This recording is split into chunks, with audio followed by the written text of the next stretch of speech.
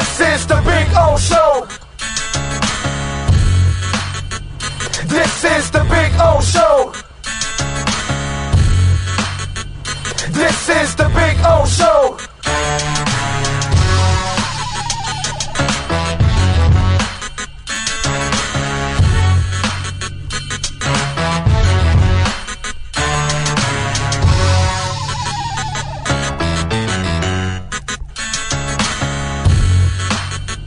This is the Big O Show.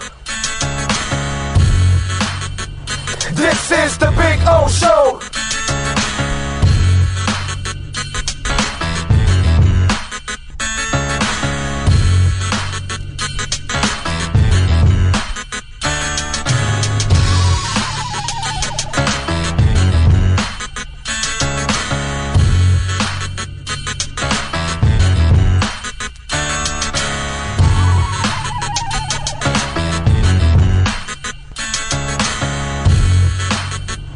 This is the Big O Show. This is the Big O Show. This is the Big O Show. This is the Big O Show.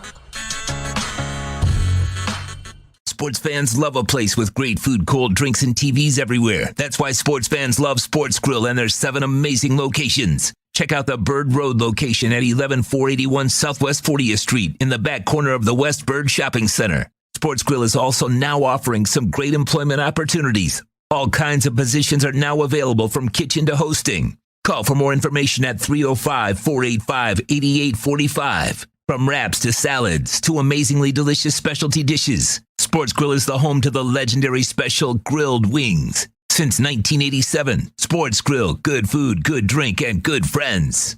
It's the Big O Show. Judge, you tuned in to the hottest sports radio.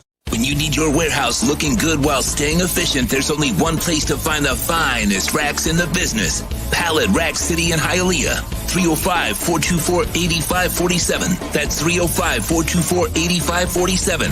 Pallet Rack City is the company you need when you want your warehouse sporting the finest racks in the business. After all, who doesn't love a great rack? Pallet Rack City. 305-424-8547. That's 305-424-8547. Orlando, a.k.a. the Big O. He covers all the South Florida teams. For over 16 years, EJDconstruction.com has provided South Florida residents quality craftsmanship, accurate project management, and exceptional service. That's why EJDconstruction.com is an A-rated member of Angie's List and the Better Business Bureau. When you're looking for the right custom home builder for additions or home remodeling, please call my friend Eric at 305-433-4843. That's 305-433-4843 for EJDconstruction.com. Dolphins to the heat, well, you know what I mean. Monday to Friday, lollipop blow in the... There's no need to drive around South Florida wasting valuable time looking for a new or certified pre-owned Acura. Go to the #1 volume sales dealership in the Southeast United States. Craig Zinn's Acura of Pembroke Pines. Purchased with pace and space in a dealership tailored to your needs. From home buying to providing that personal touch. Contact the 2020 Satisfaction Award winner Craig Zinn's Acura of Pembroke Pines. 888-776-5123. That's 888-776-5123. Or visit them at 15601 Pines Boulevard in Pembroke Pines. Show on the radio, the top's where we gonna go, Miami, that's the way we roll. Folks, you can support the hardest working sports talk show in South Florida through Cash App or Venmo. Just search Cash Big O Show. Support us through Cash App or Venmo. Cash Big O Show. We thank you for your incredible support. On the morning show, Big O, no one has a similar show. Talk sports, talk plays, talk... If you're a Miami sports fan, then there's only one store to go to, and that's Caneswear at Miami Fanwear in Davie. They're your one-stop shop for all your inner Miami CF, Canes, Dolphins, Panthers, and Marlins merchandise. They have hats, t-shirts, game day jerseys, and so much more. Located at 2511 South University Drive in Davie, and open 24/7 online at caneswear.com or innermiamiwear.com. Call them at 954-835-5597. Caneswear, the spot where Inner Miami and all Miami sports fans shop.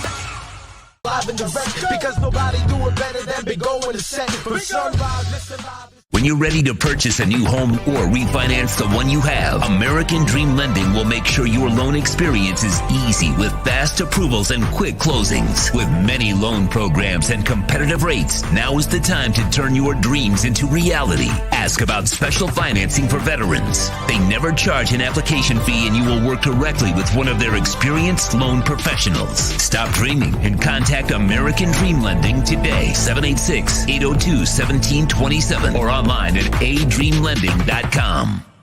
The viewpoint, statements, or beliefs expressed on the following program by the host, guests, or callers are not necessarily the opinions of FantasyXS.com, Media Group Inc., ownership, management, sponsors, or website. When it comes to South Florida sports teams, very few in the media have witnessed, lived, and covered it like the Big O. Let's start the program dedicated to your favorite South Florida teams with a passion that's unmatched. The Big O Radio Show is on. Here's the Big O. Good morning. Welcome aboard. It's a Thursday. You're almost there, man. You're almost there to the weekend. It's a beautiful thing, and I hope you join us on Sunday at Sports Grill in Miami Lakes. It's our final appearance of the season at Sports Grill in Miami Lakes. We will be starting next week, we will be at the Bird Road location for the final 9 games. So come on out and have a delicious breakfast. And Sean Stanley, of course, who is by my side here every morning, he is a witness of that delicious breakfast. Here's a man that doesn't love grits, yet he eats the grits there every Sunday.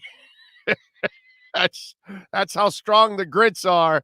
It made Sean Stanley a believer of grits, which is amazing. So anyway, it's good stuff as always. Appreciate all of you already active on the chat board.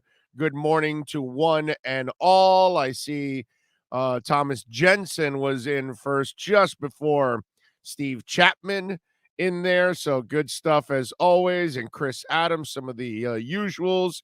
Gus 1388, Josh, Ian from Brooklyn, Alex, I see it already. We're seeing all the folks already climbing in. It's a beautiful thing. And that's the good thing about having these appearances at Sports Grill. Like Alexa was there, the president was there this past Sunday with her husband, Josh, and Jose Banos, and it's good to see.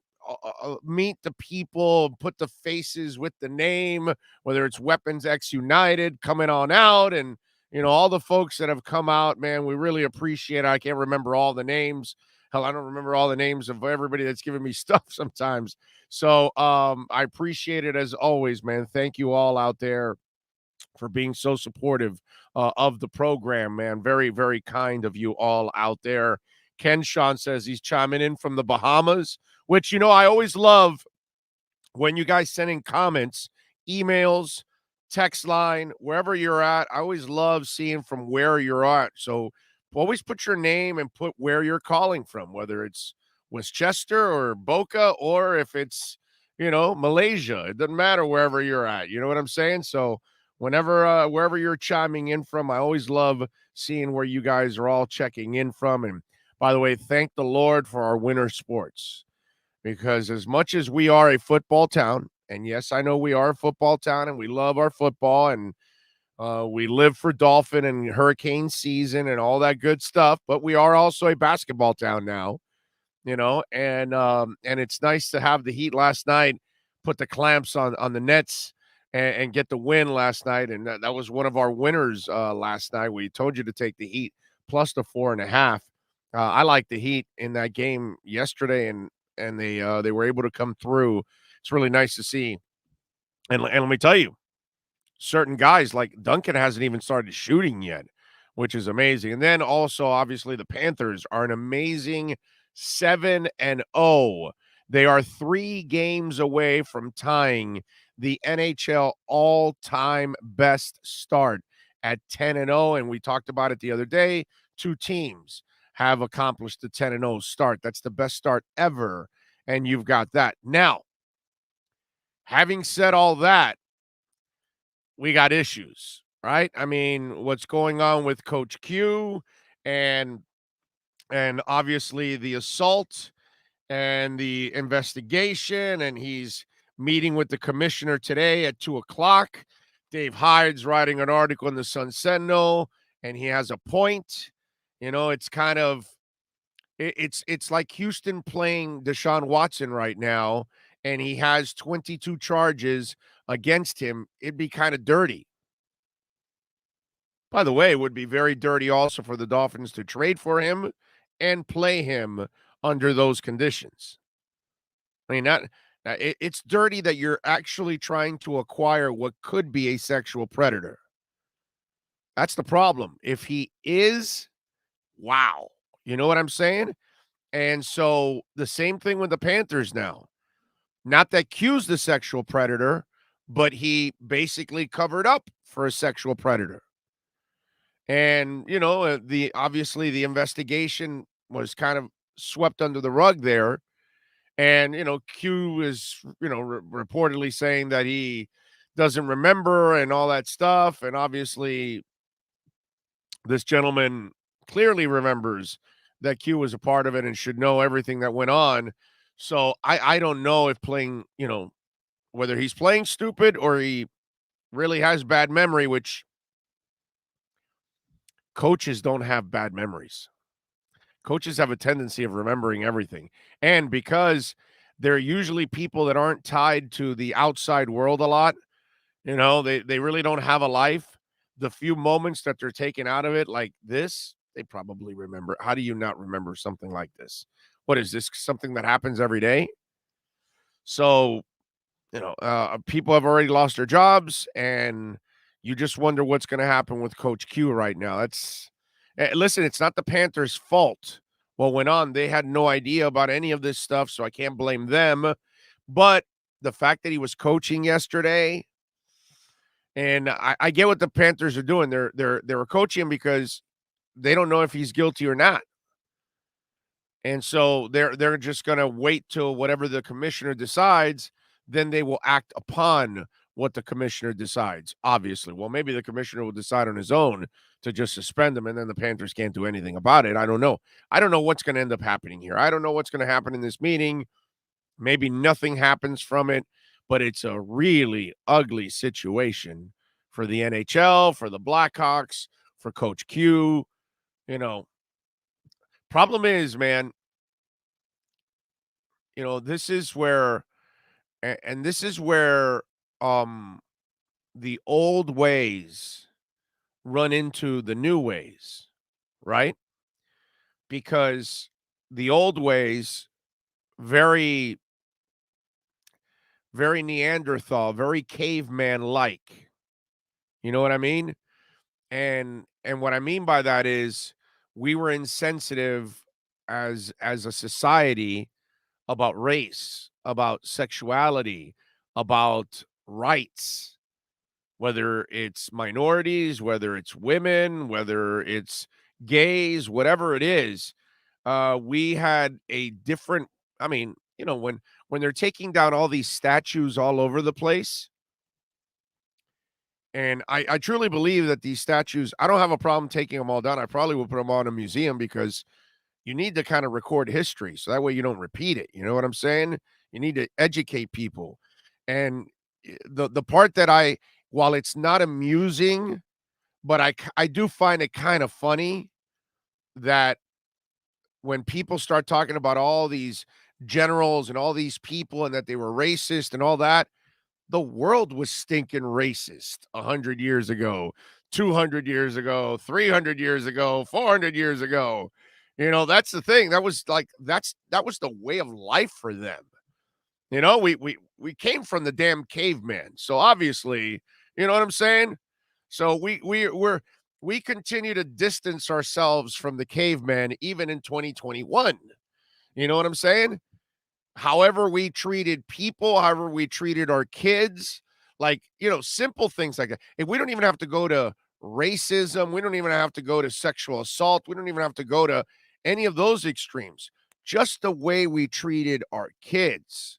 Those of us like myself, maybe some of you in your 40s, A lot of you in your 50s and 60s and 70s and 80s that are listening, the way they treated us, there's no way you can treat your kids nowadays like that. But then again, 40 years ago, we were closer to the caveman. That's the twisted part. And it's kind of like we're separating ourselves from all the disgusting ways that we behaved, the irresponsible ways we behave, the disrespectful ways that we behaved. And it was just, it was a societal thing, man. Years, hundreds of years ago when, in the days of the Roman Empire, poor people were shit people. And that's how they were looked upon from the rich. It's got, when you watch History of the World Part 1, I know you youngins probably have no idea, but it's like that scene of the Senate. Should we build more houses and help the poor and this and that? And what say the Senate? And they all stand up and fuck the poor, and they do that, we've been a different world in everything. And now is not now, but over the years, we have evolved into being more accepting of each other, pointing out how negative we were towards each other, whether with racism, with sexism, with all these kind of things. And when I get to the Coach Q thing, do you know how many people have been assaulted over the last hundreds of years and they stayed quiet the entire time and they took it to their grave? And there are people walking around right now that live in that hell, that they were assaulted and it changed their lives, and they live in that hell. And that's what this gentleman lives in. And back in the day, you just, you brushed all these things aside. You casted them aside. You tried to hide them like the Catholic Church did for hundreds of years with their priests, and many of them never ever saw a jail. And it was one of those things that, for Penn State, football was more important than life. And you wonder, for the Chicago Blackhawks, was hockey more important? Was winning a Stanley Cup, was all those things more important than ruining the life of a human being? And all this is the thing that's happened to our society and our world, and the way we are evolving and realizing our past is so ugly in so many ways, in so many forms. And then these are the ugly moments that come up, and people were involved in these kind of moments. And now you see Coach Q being involved in these moments. It's a screwed up situation, man. But I know that being in my 50s, I've lived a lot of that kind of stuff. You know what I mean? And so we watched people get treated that way. We watched it be a normal thing, and it's great to see now that people have the courage, whether it's the women in the Watson case, whether it's this gentleman now with the Chicago Blackhawks, you name it. It's important that they come forward, because what we did was we created an environment where we forced people to live in that hell. And you can't imagine, because most of us have never experienced it, but you're either raped or physically abused or whatever, and you have no one to tell, and you can't get justice, and that person walks away committing that damage, and you have to then live with the wreck, which is yourself, for the rest of your life, because you're in this hell and you get no relief. And this is the only relief that this gentleman is going to get, that somebody's paying the price for hurting him. You know what I'm saying? So it's just it's our past catching up with our present, and those that were involved in those kind of acts in the past are going to eventually pay the price. And we'll see what happens with Coach Q. But man, it is some ugly stuff, man. Sorry to get a little deep on you guys here to start the show, but it's not a good situation for Coach Q and definitely the Panthers. David says a video coach can be replaced. Lockett split in the middle of a playoff run without it impacting team psyche. That's where Blackhawks failed. Guys should have been removed. Joe Q pulled a Joe Paterno. Yeah, that's what it looks like. That's what it looks like. All this will leave a black eye on the NHL big time. Well, this Alex, this is a societal thing. This is not just a Blackhawks thing. Okay? I hate to say this, but there's 173 people right now on the chat board. I would not be surprised if there's one or two right now living with some kind of pain that they can't share with anybody. And it happened to them somewhere. With a neighbor, with a family member, in a nursery, somewhere else. You never know. And this is not just a Blackhawks thing, my brother. This is not an NHL thing. This is not just a Boy Scout thing. This is not just a Catholic Church thing. This is a thing that has gone on for a long time. There's a lot of adults walking around, and they have to compartmentalize and kind of bury a terrible memory from their childhood. And it's not easy. So it's not just an NHL thing. It's something that has gone on throughout society. And back in the day, we did a terrible job of attacking the problem. You know, we sidestepped it, hit it, whatever, and usually never for the right reasons, never for the person that got hurt. We never protected that person. So that's the problem. And now we are doing our best as a society to try to protect those people that are hurt that way. So it's not just an NHL thing, dude. We have failed in society and family in all kinds of ways to protect each other and protect women and children from being hurt. So it's not just an NHL thing, my brother.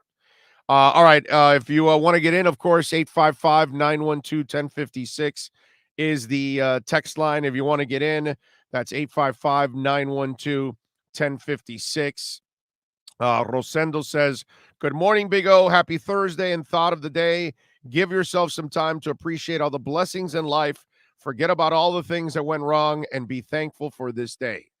And thank you, Rosendo. And Rosendo was another gentleman that came by and hung out with us over at the Sports Grill in Sunset and had a good time. So I am encouraging you all out there, come on down, man. Join us at, and they open at 10 a.m. You can have breakfast starting at 10 a.m. So you'll catch me and Sean kind of, you'll see how the sausage is made because we'll be setting everything up before we go on the air at 11. So come on down. Hell, you can even have breakfast and then go back home and watch the game if you want.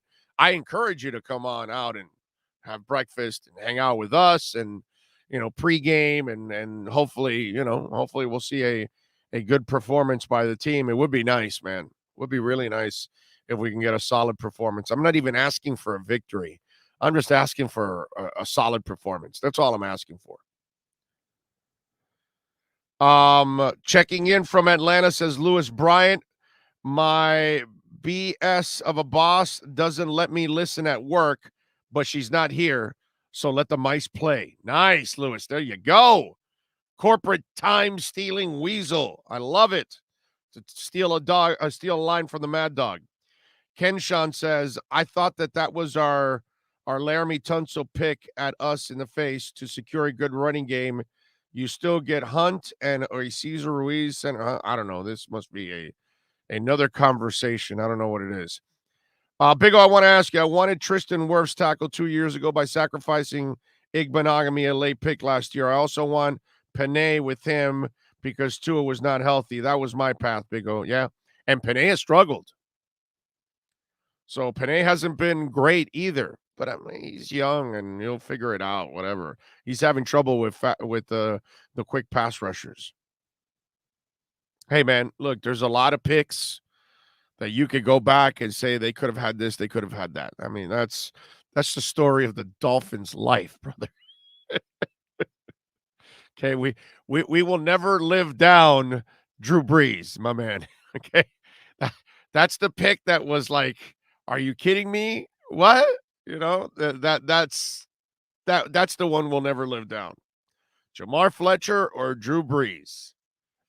Two Extreme says, what up, Big O? Did anyone find it extremely annoying that the reporters keep asking Tua about the rumors instead of putting Flores on the spot and straight up ask him about the Watson rumors? Yeah, I brought that up yesterday with Poupart that I think you got to corner him like they did with Saban. When Len Martez and Dave Hyde cornered Saban about that, you have to. And yesterday, I got to say, let's get into a little bit about the Tua talk yesterday, because it was one of those situations that kind of bothers you. You know what I'm saying? And when he's asked about, should they come out and, automatically say, hey, we're not interested, right? And that's the part that you would like for them to say if you're really not interested, but obviously they really can't do that. But I think they got to corner them. But he's asked about it. And again, the guy is just an absolute champ. He really is. For opponents like we have right now, the Bills. So. All right, here we go. Would you want the team to come out and say something to extinguish that fire so you don't have to hear about it from anyone? Well, for me, I don't have control over any of that, For me, I'm just focused on the guys in the building, with my teammates. We don't really have time as professionals, I would say, to be thinking of a lot of the outside noise, while we're preparing, day in and day out for opponents like we have right now, the Bills. So. Tell you, it just, he is a pro's pro. And to be able to handle, and I told you my story, and to me, it's, I can really relate to it a lot. Obviously, two different jobs, obviously, but it's got to be incredibly hard for him that they don't believe in you, they don't want you, they're trying to replace you, and then meanwhile, they need you to go out there and sacrifice behind a terrible team and sacrifice your body and your ribs and the hip that you have surgically repaired, and they're only using you just for a moment to get rid of you. And in the end, that if this trade happens to fall through or fail, whether it's now or in the offseason, they'll go out and get somebody else because they've already shown that they're not happy with you. And to me, none of this makes any sense. I got to say, this young man has not been given a chance to actually succeed or fail. There's no way you can make an assessment on him to say that he's going to be a failure or even a success. Now, those of us can take a guess and say, yeah, he can be a success in this league. No, he's never going to be anything in this league. We can all guess, but there's no proof either way. And I've watched him actually make something out of nothing. And to me, that's a sign of a good quarterback, is the guy that can make chicken salad out of chicken shit at times. But he's not going to be able to carry you because there's no such thing as that. Marino couldn't do that for you. He could help you. He could elevate you. He can help you win games, but he wasn't going to tackle for you, and he wasn't going to run the ball for you. So if you couldn't do the other things, then he can't complete the job for you. He can only do so much. You know what I'm saying? And it's not like right now I'm watching Duper and Clayton out there. Even Dan had Duper and Clayton, okay? Jalen Waddle's a nice player, but he's no Duper and Clayton right now. Maybe in a couple years he can turn into those kind of guys. But, Clayton, to me, was the second best receiver in the NFL in his heyday behind Jerry Rice. Because Jerry's always going to be the GOAT. And at least for me, I still haven't seen a better receiver in the history of the NFL, in my history of the NFL, than Jerry Rice. But for a short time, Mark Clayton was the second best receiver in the league. He was a monster. And I got to tell you, I don't see that kid playing with that. You know what I mean? I don't see a Richmond Webb and I don't see a Keith Sims on this line. So these are things that you've got to give him something. You got to try to create something here to help. And whether it's a defense, a running game, an offensive line, more consistent weapons, all these. Right now, the only thing he can count on is Gesicki and Waddle. That's it. And with those guys, he can only work in a certain amount of time because he can't wait for, slow developing plays with that offensive line. This guy has not been given what he needs to work. He has not been given the environment he needs to succeed. He is not provided with the coaches that he needs to succeed. And in fact, I think Deshaun Watson will be a failure here also. He'll put up some numbers, but he'll fail in the same kind of environment. No one is going to succeed in this environment. So unless this environment improves on the talent level, on the chemistry level, on the coaching level, I don't know where we get to where all of us want us to see the Dolphins, which is lifting that Vince Lombardi trophy. Because, man, I'm 55. I'm just asking for one more, man. I'm not asking you to go on a Patriot run and go win 5 or 6 or 3 or of course I would love a dynasty, but I'm not asking for a dynasty. I'm just asking for one more. One more before I check out. So I have no idea when I'm checking out. But I'd like to experience one Super Bowl. Would be really, really nice. But in this environment, there's no way. You're light years away from being a Super Bowl team right now, the way what we're watching right now at 1-6. It's a crime, actually, what's gone on with Tua. So he's asked if he thinks about the Watson trade, if it goes through his mind. Let's hear from Tua. Tua, you do a good job of compartmentalizing and blocking out all the trade stuff the last couple of weeks. Probably there are a lot of Dolphin fans out there, and media members in this room too, who wonder on a daily basis who will be the Dolphins quarterback a week from now, you or Watson. Just from a human nature standpoint, does that thought ever come into your mind? Do you think about it daily? Do you think about it ever? I really don't think about it. The only time I'm really hearing about it, like I've said before, is sorry, Ann, that I have to bring it up, but if Ann's kind of telling me about what's going on within the rumors, or if my agent calls me, that's really when I hear it. Other than that, I don't really hear it. So. And would Chris Cabot or Lee Steinberg call you every time they see a rumor to tell you, or do they just let you find it out on your own? No, it needs to be. It can't be just like a rumor that's just I hear it once, and you're calling me because I'm not going to pick up the next 5 or 6 times. So it has to be very much relatable. That tells you right there that conversation has already happened, and that situation has already happened. He wouldn't tell you if he didn't experience it already, because he wouldn't have experienced the calls of the anticipation of just these rumors. So he's done both with Steinberg and company. That's the life he lives. That, the coach is coaching you, but he doesn't give a shit about you. And it's like it's only human nature, man. Only human nature. That's what he's got to live with every day. And don't give me this shit about, oh, you got to be a professional. Screw that, dude.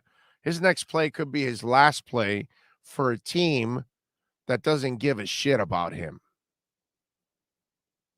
You try doing that. You go to a job where you're risking your health for people that don't care about you, that are looking to replace you while you're there sacrificing. Because he is sacrificing. Playing behind that line, you're sacrificing.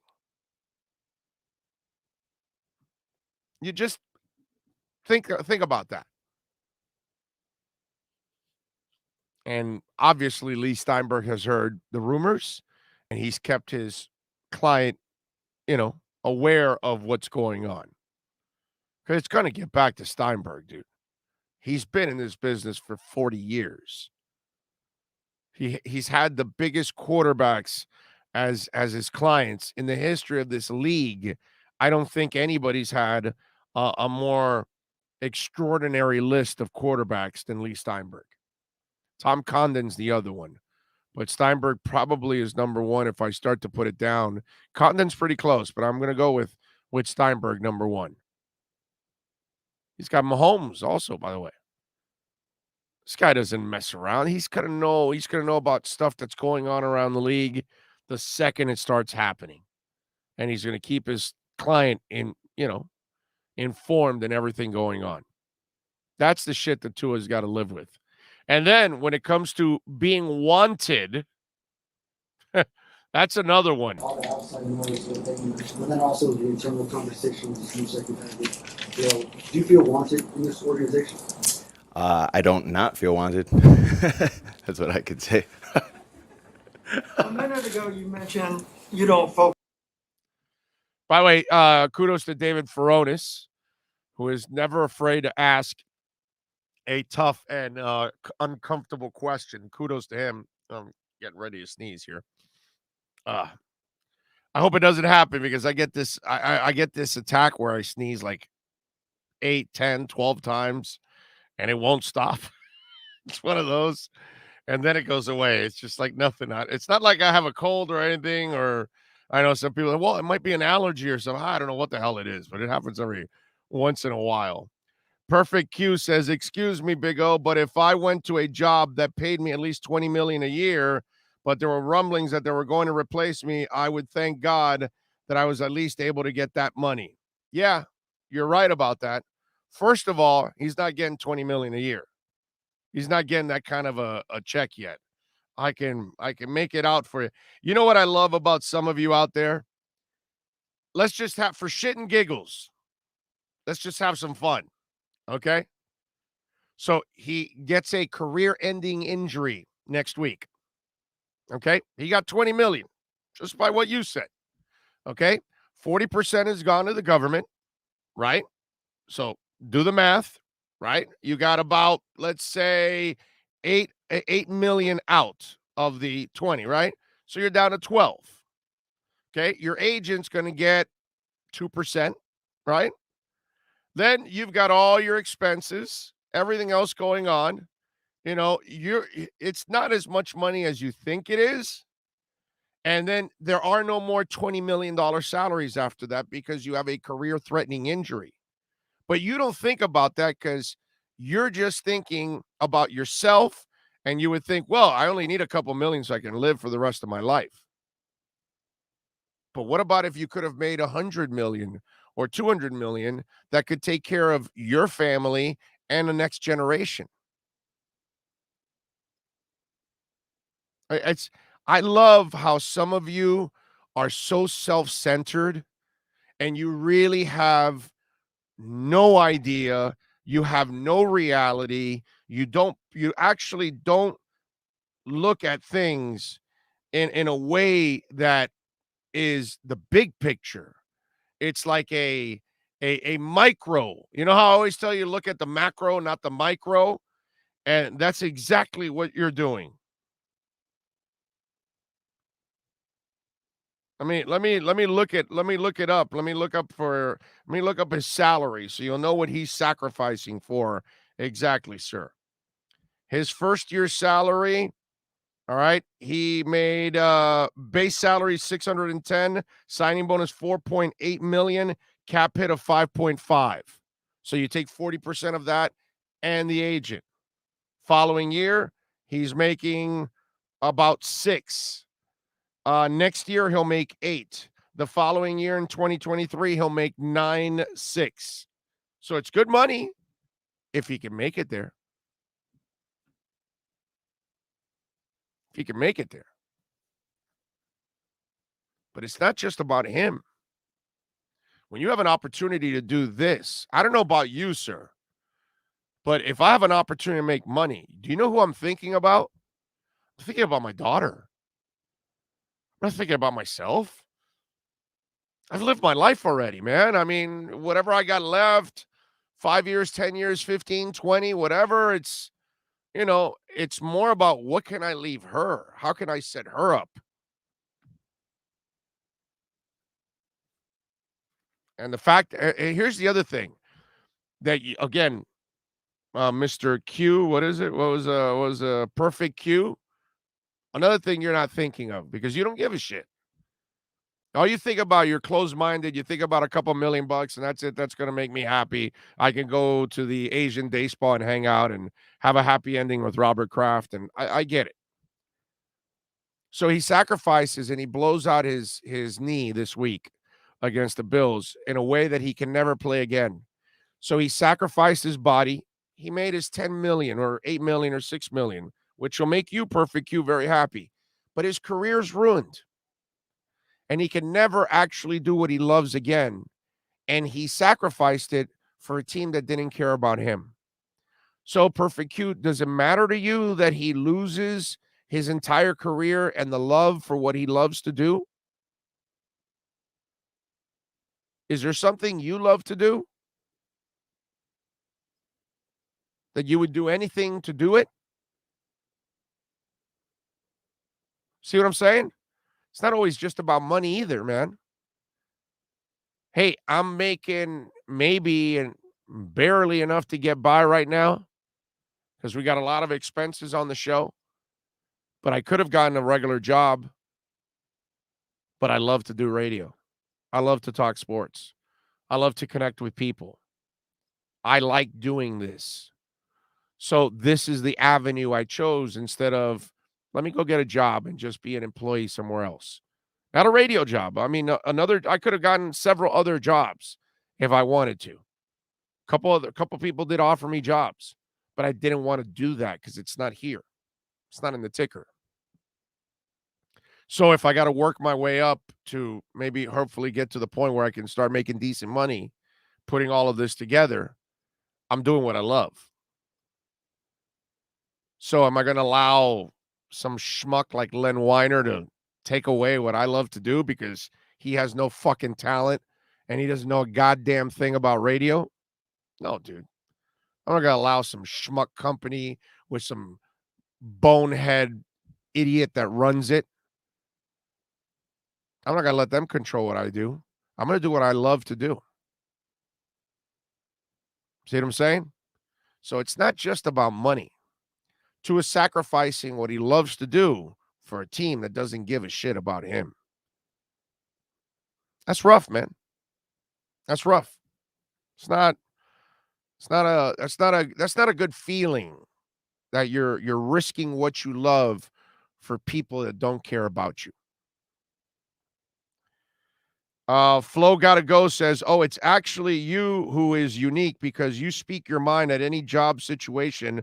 Most people are trained to be cowardly in work environments. So, of course, they think, shut up and be satisfied. Exactly.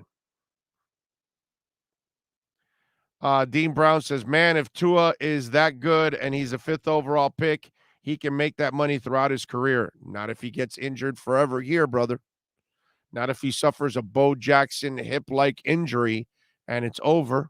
Not if he tears his shoulder and his labrum to hell here and he never gets traded and whatever, and he sacrifices his body for people that don't care about him.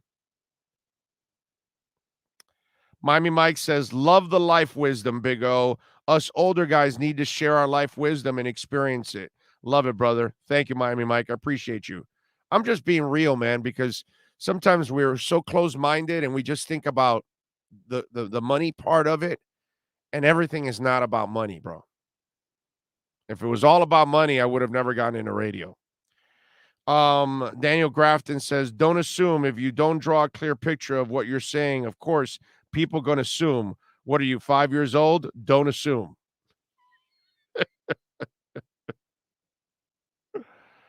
Troy Ortiz says, someone once told me never feel sorry for a millionaire. Yeah, you're right. Although you could be a millionaire, you could be a really lonely person. You could be a millionaire, you could have a really shitty life. You know what I'm saying? You could be a millionaire and you could be sick all the time. You know what I mean? The millions don't do anything for you. Eddie Lepp says, especially someone like Tua, who I guarantee you has bigger and more important plans with his money than a house and a car, charities, organizations, etc. So great. That's also another great point, Eddie, that he's a selfless human being, that he will probably do a lot of good the more money he makes. That's an excellent point on your part, dude. Chris L says Tua for president. Perfect Q says top brain surgeons make $328K a year. Let that sink in. That's how it is, man. Science teachers are way more important than any football player. And they're making what, 35, 45,000 a start? Every teacher in the world is more important than any football player ever has been. Well, the good teachers, by the way. Let me phrase that. Or let me make sure the good teachers in the world are better than any football player ever has been.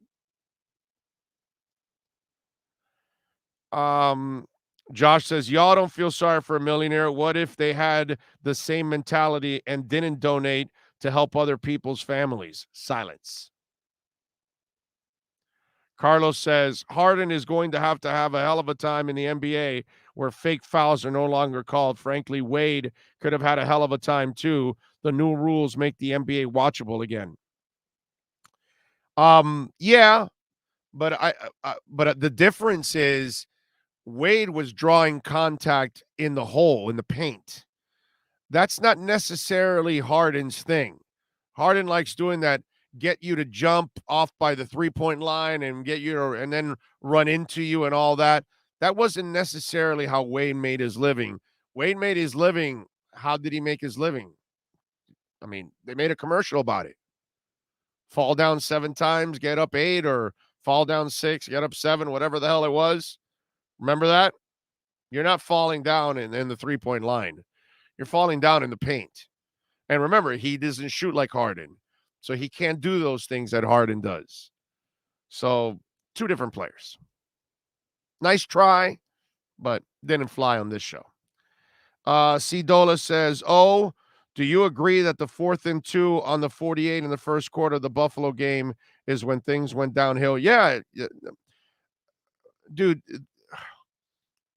Flo is a small rock that started on the hill, and it continues to roll, and it's just gotten bigger and bigger and bigger, and it's a monster boulder. There aren't a lot of good decisions he's made this year. It's not just that 4th one.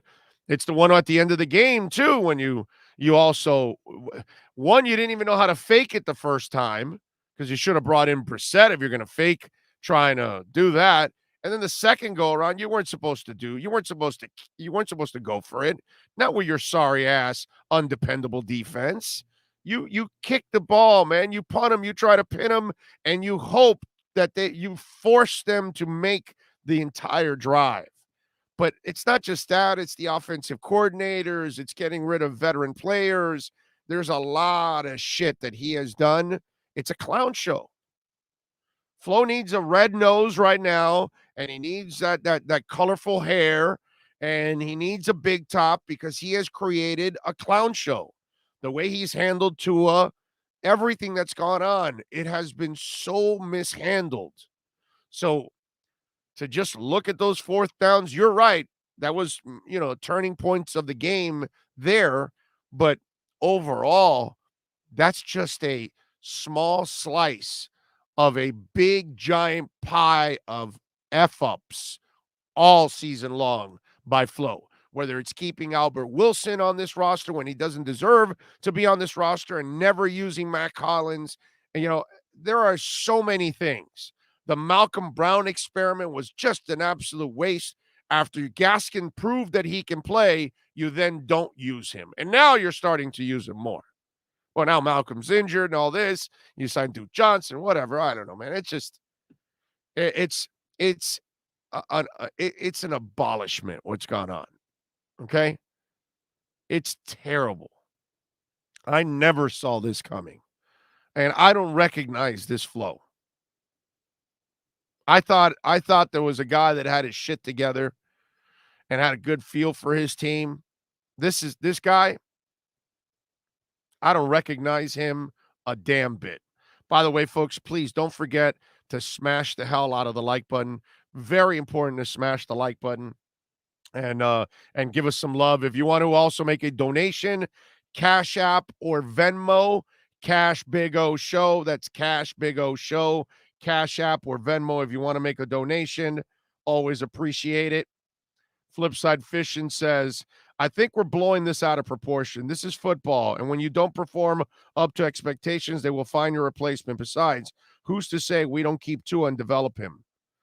Brother, do you really think they're going to keep Tua now at this point?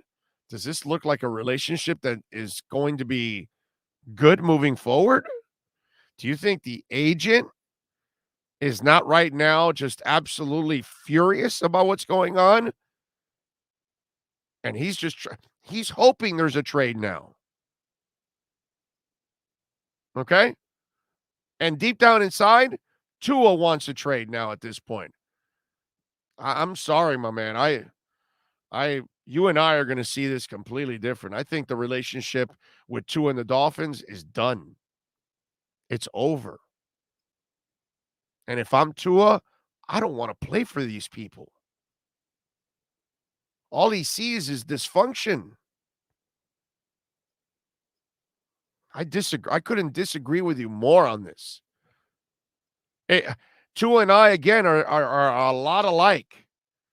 Like, I knew I was getting fired for 11 months. By the time it got there, I was so looking forward to it. And I think he'll be the same way. The second he gets traded, he's going to have a big old smile on his face because probably the team that's trading for him actually wants him. This team drafted him and didn't want him. So I'm sorry, man. Lou K says, love this show. Big O, you are straight up and bold with comments. Listening from Mexico. Stand with Tua. Abrazo. Un abrazo, Lou K. Thank you, sir. Where in Mexico, by the way? Jeff Fernandez says, why in society good people always get the shaft and we choose to worship and praise the ones that don't deserve it? Right? Right. We're trading. We're going to watch them trade away an impeccable human being in Tua who has a chance to be a really good football player for a really good football player who looks like he's a pretty shitty dude. Okay. And I'm sorry. Maybe Deshaun Watson's a good dude, but the perception right now is not good. And that's all I can go by. I don't have any proof otherwise. There aren't 22 women coming forward saying, Deshaun Watson's a hell of a human being, man. He really helped me and my family. And, he's a good dude. He did some charity work for us. He also, taught our son how to throw the football. Oh, he took my father to, we're not watching a whole bunch of people come out and say, well, Deshaun Watson is this incredible individual. No, we're watching 22 women come out say he whatever did to me. And then we've got police investigations going on. I mean, give me a break, dude. Yeah. That's the kind of individual that they're taking a chance on. That's the other thing. So you're going to put your entire franchise in the hands of a guy that all he does is try to seek hands to put on him. Jason says, saludos from Ybor City. The damage is done. I only see Tua maybe staying if this whole regime gets let go. You know, that's a great point, Jason. That's a great point. And thank you, sir, for a little love on the super chat.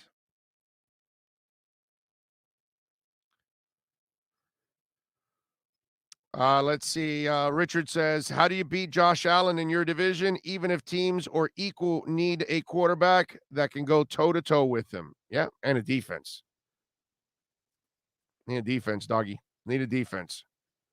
Big O act like Tua is the only good person in history of the NFL. I've been watching the NFL for 30 years, seen a bunch of Tuas in and out of the league. Yeah, I know. And I've seen a bunch of Tuas also, like Drew Brees, head to the Hall of Fame. Like Joe Montana, head to the Hall of Fame. Good dudes, not big, not strong arms, and good human beings. Yeah, all kinds, man. They go to the Hall of Fame or they go out of the league. Double D Doral. So we trade away all these picks for Watson. Then what?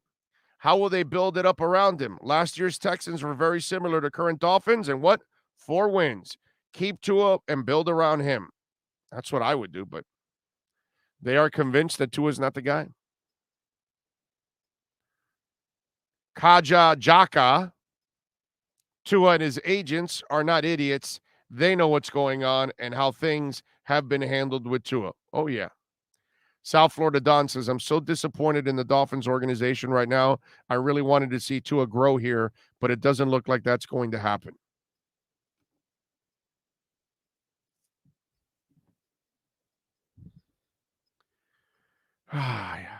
Timothy Ritchie says, 20 massage therapists came out and said Watson was fine with them, but that begged the question why he has 40 different therapists.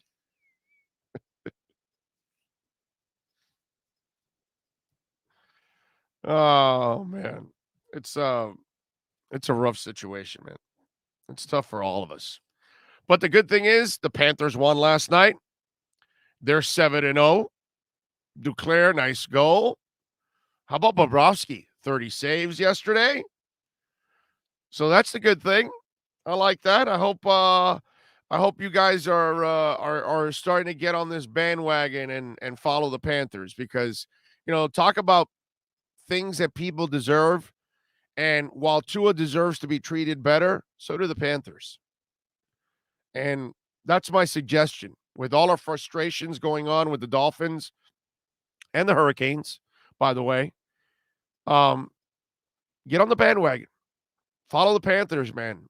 It's fun to watch. 4-1 yesterday against the Bruins team. It's, not too bad. They got some talent on that team.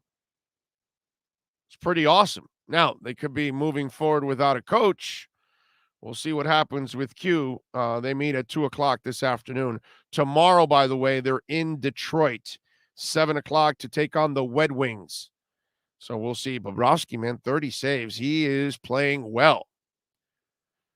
You pay him all that money. It took him 3 years to finally get on track. Remember the rat. Kafra Gold says, thanks, Big O, for keeping it real. What I like most is your opinion on how men should treat women. A lot of people could use that advice. Well, I mean, it's just, I don't understand why you would be abusive of any kind of thing. Women, children, animals. What's there to gain from that, man? You know what I mean? That's just not something that should be even tolerated, accepted, and shouldn't even be thought of. Heat, by the way, are 3-1 after they beat the Nets, dropping them to 2-3. Harden didn't look good, man. 36 minutes, 14 points, 4-12 shooting. Damn. And Duncan still has a shot. Well, he went 2 of 7 last night for 3 points, for 6 points from 3-point range. 2 of 7. Tyler shot 1 of 6 from 3-point range. He played a good game, 14 points, 8 rebounds, had a couple assists. Dedmon was excellent last night, man. He is a perfect Heat player. How many charges did they take last night? Holy crap, man. I mean, they drew a bunch of charges yesterday. That was so Heat. I mean, I tweeted out yesterday that it is such a pleasure to watch the Heat because it's the only organization in town. Okay. And I know the Panthers are the best team right now in town. They're better than the Heat right now. The team. Nobody's better than the Heat organization. But for 25 years, dude, they do their best every year to put the best product forward.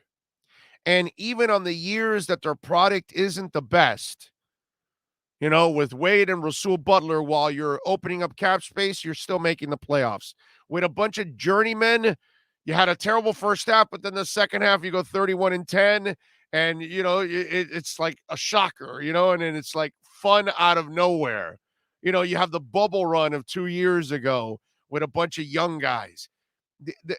It doesn't matter what kind of Pat Riley team it is, from the morning and the PJ Browns and the Hardaways to the Wade Shaq year to the big three to you name it, to what we're watching now. It's always enjoyable. It's always impeccable effort more often than not. Of course, you're going to have a couple of duds along the way, like a Whiteside and all that, because you're never going to be perfect, because that doesn't exist. But, man, they are the closest to perfect because they work so hard at being so good, and they work so hard at having character people who care about playing hard.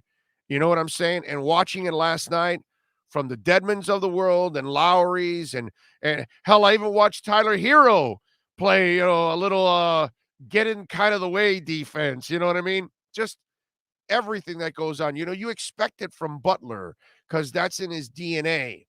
But it's nice to see. I'm watching that game last night, and I'm watching with a lot of pride because of the true professionalism that's on the stinking court every night by this franchise for 25 years under Riley. I mean, that amount of consistency.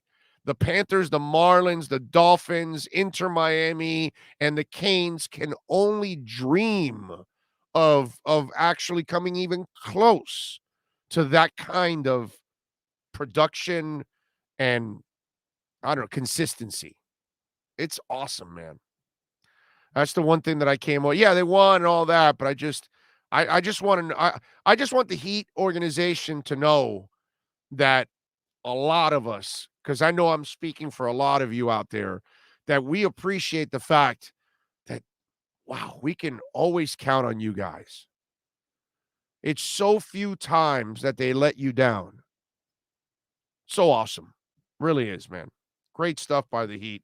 That was a lot of fun to watch last night. And Bam, by the way, he was awesome. Butler was fantastic. Ebo says Big O Dedmon is a lot like Austin on steroids. Yeah. I like him, man. He is. Every time you watch him, you're like, that's a Heat player, bro. It's like, Dwayne Dedmon, you, sir, are a Miami Heat player. Okay? There's no doubt about that. Larry wants to know, does Pat Riley know anything about football? Yeah, that's been brought up on these shows over the years. We'd like Pat Riley to run all of our organizations. But you know what? Maybe the wrong guy bought all of our organizations back in the day. Rest in peace, Wayne. I know the baseball team won, and the hockey team got to the Stanley Cup. But I don't know, maybe Mickey Harrison would have been better at finding the right people to run the Dolphins, the right people to run the Marlins. Under Mickey Harrison, Dave Dombrowski maybe never leaves. That's the difference, see? Mickey Harrison grabs Pat Riley, and Pat Riley ain't going anywhere. You understand? So if Mickey would have gotten Dave Dombrowski, we would still have Dave Dombrowski here and several titles because he's the greatest GM of my generation. I've never seen anybody be so good with so many teams. Okay? Montreal, Florida, Detroit, Boston. I've never seen that in my life. That wherever he goes, they matter. You know what I'm saying? So we would have never lost him with Mickey Arison.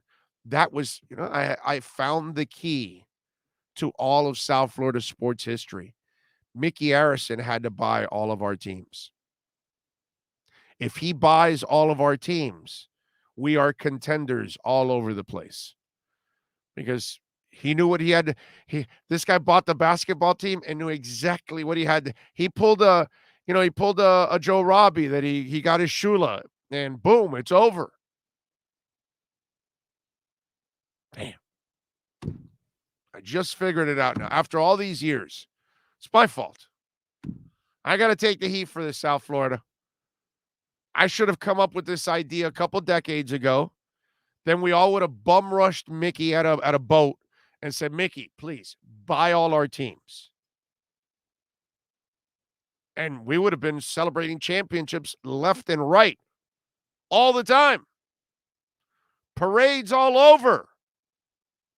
We could have become Oprah of sports parades. Cooper City, you get a parade. Boca, you get a parade. Kendall, you get a parade. Homestead, you get a parade. Hollywood, you get a parade. Because, all four teams would be winning titles. 5 if we throw in Inter. So many titles, we can't have the parade on the same street every year. So we could just go all over the place. Weston, you get a parade. Fort Lauderdale, you get a parade. Nothing wrong with that. Dan Muller says, does it hold any weight, and thank you, Dan, for the super chat, sir. Does it hold any weight that they reached an agreement on setting, but victims and lawyer wanted to keep the money confidential, but Watson wanted to make it public? I have no idea, Dan. I have no idea. I don't know. I don't know what's true and what's not and all of this kind of mess. That's the problem, Dan. We're going off stuff that people are reporting, and I don't know what's true behind the scenes. I don't know, my man. I'd love to give you the answer. You know what I'm saying? I'd love to give you the answer, but I just don't have that one.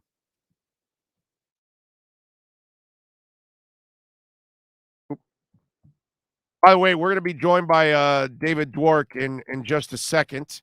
Here, we're going to talk a little Okie. Let's do this. Let's take a quick break, and when we come back, we're going to switch gears, talk a little hockey. Let's talk about the 7-0 undefeated Panthers and the mess that Coach Quinville is in. We do that with David Dwork next. This is the Big O Show. Sports fans love a place with great food, cold drinks, and TVs everywhere. That's why sports fans love Sports Grill and their 7 amazing locations. Check out the Bird Road location at 11481 Southwest 40th Street in the back corner of the West Bird Shopping Center. Sports Grill is also now offering some great employment opportunities. All kinds of positions are now available from kitchen to hosting. Call for more information at 305-485-8845. From wraps to salads to amazingly delicious specialty dishes, Sports Grill is the home to the legendary special grilled wings. Since 1987, Sports Grill, good food, good drink, and good friends. It's the Big O Show. Judge, you tuned in to the hottest sports radio. When you need your warehouse looking good while staying efficient, there's only one place to find the finest racks in the business. Pallet Rack City in Hialeah. 305-424-8547. That's 305-424-8547. Pallet Rack City is the company you need when you want your warehouse sporting the finest racks in the business. After all, who doesn't love a great rack? Pallet Rack City. 305-424-8547. That's 305-424-8547. Orlando, aka the Big O. He covers all the South Florida teams. For over 16 years, EJDconstruction.com has provided South Florida residents quality craftsmanship, accurate project management, and exceptional service. That's why EJDconstruction.com is an A-rated member of Angie's List and the Better Business Bureau. When you're looking for the right custom home builder for additions or home remodeling, please call my friend Eric at 305-433-4843. That's 305-433-4843 for EJDconstruction.com.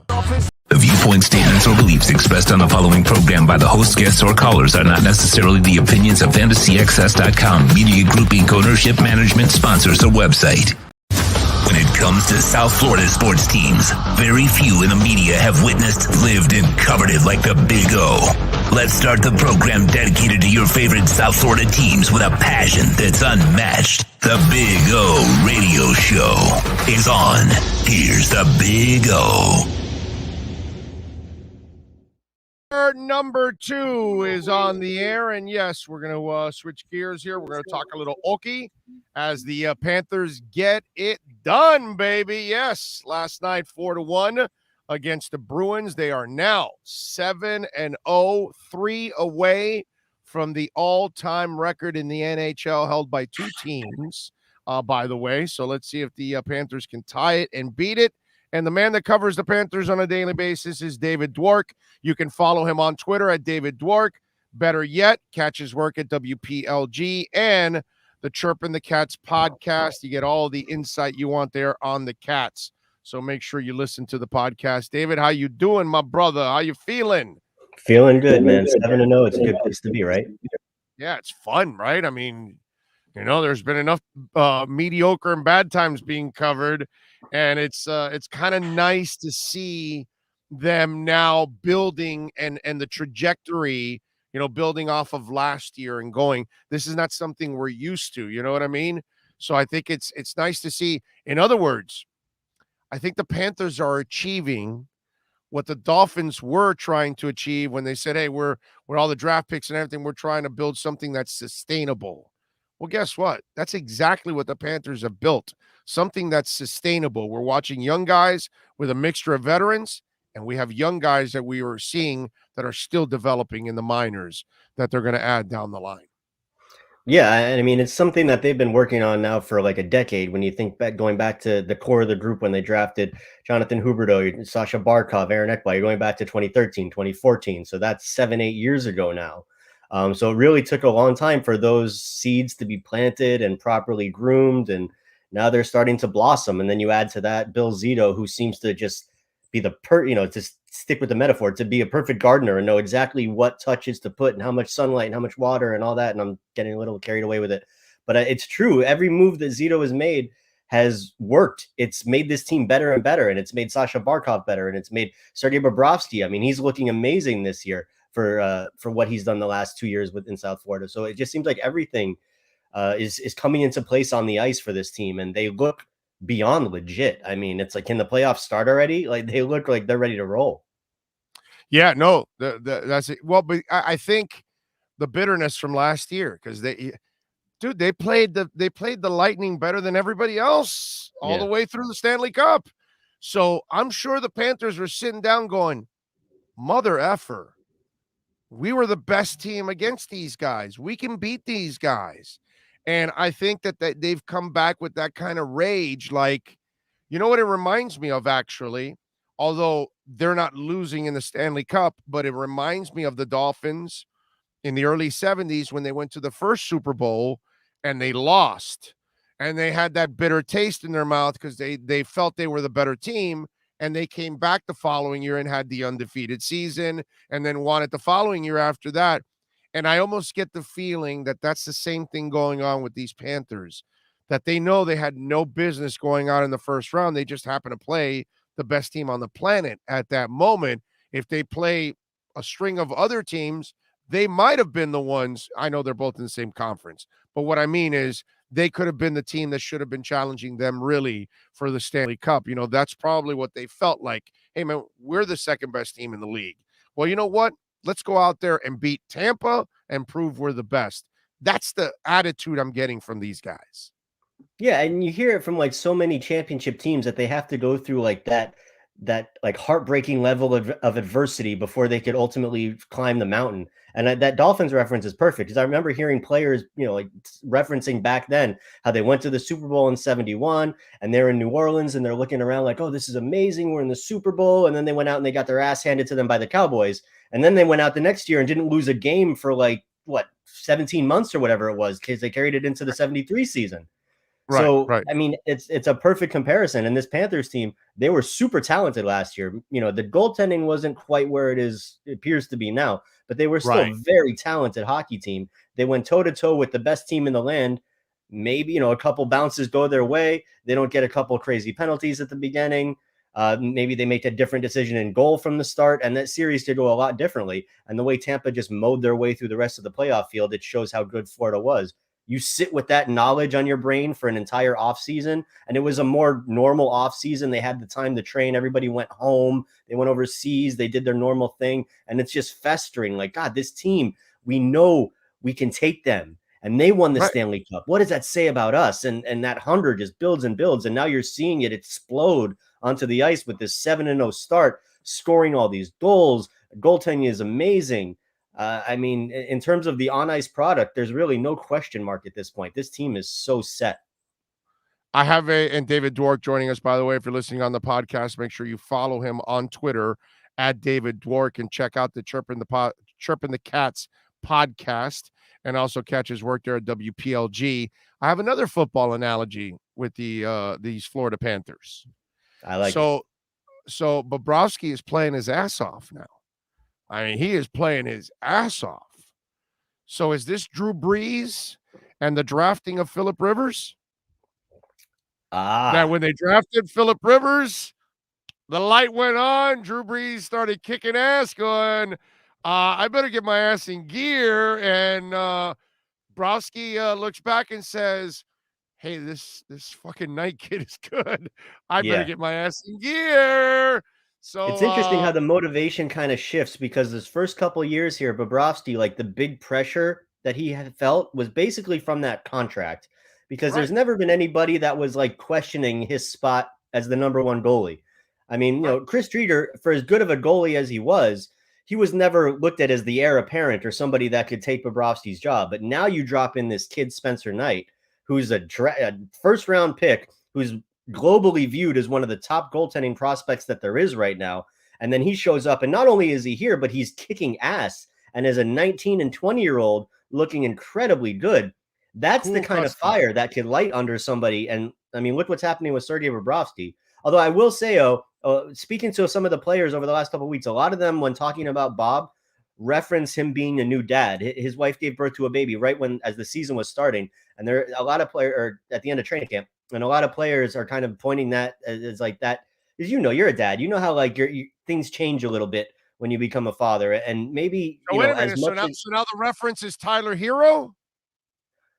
It's all just kind of coming together for Bob right now. I think the combination of Spencer Knight, the responsibilities, and just the feelings that you get from being a new dad. It's just Bob is a very spiritual, very mental thinking. He's very in his own head kind of guy. So I think in his perspective, it seems like everything's lining up. And I mean, just look at how he's playing on the ice.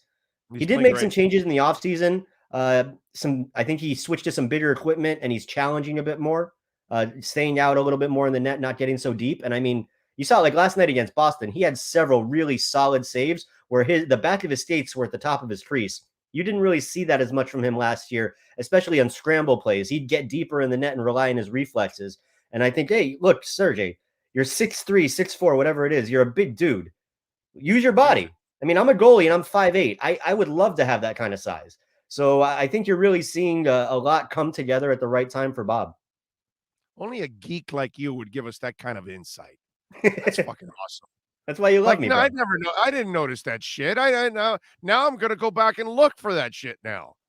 That's pretty awesome, dude. That's great stuff, man. That's really cool. I never looked at it. Well, obviously, I don't know hockey like you know hockey, obviously, because you follow it and play it and all that stuff. But I did not notice that kind of stuff. I'm going to definitely look at that. All right, so it's 7-0. Do you think they're thinking about this 10-0 thing? No, I honestly, dude, I didn't even know. I hadn't even looked up what the record was until you just mentioned it. I've been thinking about Get it out of lately, here. but I hadn't gotten to that point yet because like it still just seems like game to game. Like this streak, it's cool, but I'm more looking at the standings and seeing the gap between the Panthers' point total and really everyone else in their division right now and in the Eastern Conference right now. Like I'm more thinking like they're building this big gap, which in the past they get out to these horrible starts and they're always trying to climb out of these holes at the end of the year. Now it's the total opposite. Now they're building a Oh, big yeah. bridge, ahead on top of the standings. So I'm looking at that just like, okay, how long can we keep building this going? I mean, the winning streak is really cool. Don't get me wrong, but I don't think it's anything that any of the players are going to be worried about. Maybe if they win, if they go and take this back to back this weekend in Detroit and wherever the hell they're going this weekend, if they Well, get on the cusp of Detroit, that. they should beat Detroit. Yeah, and I have the schedule right here. It's Detroit and Boston again. Okay, so at Boston is like a They should house of win horrors those for the two. Panthers. They should win those two. If you win Should those win those. two and you're one win away from tying the record, I mean, Who's I the 10th? assume it's going to Who's the get some 10th pretty one? big attention. The Who's next the 10th one one? is Washington at home next Thursday, Holy shit, that's a tough one. Okay. and then if And they get to that then point, the next one is and then what's Carolina the at home. record game? What's the record Carolina. game? Oh shit. All right. Oh, man, we need that one. We need to send those sons of bitches lots of losses. Okay, I'm tired. That was a team that was a thorn in their side. Yeah, they're So good. that was wow. You know how sweet that would be to get the record on Carolina. That would I mean, be that's still awesome. 4 games away. So let's see. I Like, a road back to back is tough, and Detroit is not a pushover like they used to be. And I mean, look, Boston, we saw how tough they played the Panthers. They controlled play for, a good part of that first period last night. And I mean, look, let's be honest. The Panthers right now, if it was just a matter of going and playing hockey and succeeding hockey, that's one thing. But they've also got this huge dark cloud hanging over the franchise right now, and you don't know how much of a distraction that could be. We haven't even talked about that yet. But the whole thing with Joel Quenneville kind of resonating on the team, and you saw it creeping in a little bit yesterday. You saw the team start really slowly. It was a huge gathering of media last night. The players were all asked about it. So I think that could be a bigger distraction than this streak, depending on how long it draws out. So it kind of sucks that after all these years and after all the years of struggling, the Panthers finally have this like cream of the crop NHL talented team, like one of the best ever, and they have to deal with this situation that it has nothing to do with any of the players on the ice, but they're certainly going to have to deal with the it. franchise. Period. Yeah, Has nothing to do with the Panthers. But should the Panthers have let him coach last night? that's tough. That's really tough. The way the timeline all played out yesterday, I think with the Chris Beach, the interview yes. that happened on TSN, like it was like right after 6:00. And that happening, sorry, I think they'll just call him Chris Beach. It's Kyle Beach. That interview happening right before the game starting, and kind of the backlash, the immediate backlash, and him coming out and kind of calling out Q by name, mentioning specific meetings that he saw where he feels confident that the situation was discussed. The whole thing, it just felt wrong, for nothing else. And honestly, like they probably didn't have much time to think it through because of the way that the interview happened less than an hour before the game happened. And now all the attention is suddenly on is Q going to coach? Winnipeg didn't have to worry about that with Kevin Shellday off because they were off yesterday, and he's a GM. Right. So what's he got to not be in the press box or whatever? It's a different story with Q, who's in the spotlight. He speaks every time the Panthers have media availability. He's kind of the face of the team and what happens on the ice. Should he have coached last night? That's tough. That's a really tough call, and I'm glad that I don't have to make it. I think in terms of the public opinion, no. I think there was a ton of backlash. I think you could probably cover yourself more if you hold him back and say we wanted to err on the side of caution and see how it goes. But on the flip side of that, you want to support your guy as long as he's your guy. And right now he's still their guy. And so there's still, you still got to back your guy. I think everything is kind of weighing on this meeting that's going to happen with the general or with the commissioner in New York in a few hours from now. I think that the Panthers are kind of, it seems like they may be passing the buck to see what Bettman does first. But either way, it's a really tough situation, Orlando. It's not a fun story to cover. And Heads have I really rolled feel already. for everybody involved. Heads have rolled already. What's Yeah. going to happen to Q here? What do you think happens here to Q? Because I actually have a hard time believing that he's going to survive this. Unfortunately, do. I kind of agree with you. I think it all comes down to, at the end of the day, you have The to listen to optics. the words that Kyle Beach said yesterday, and you really have to pay a lot of attention and give a lot of thought and compassion into what happened. And even though it was 11 years ago, I mean, it's as prevalent as ever right now today.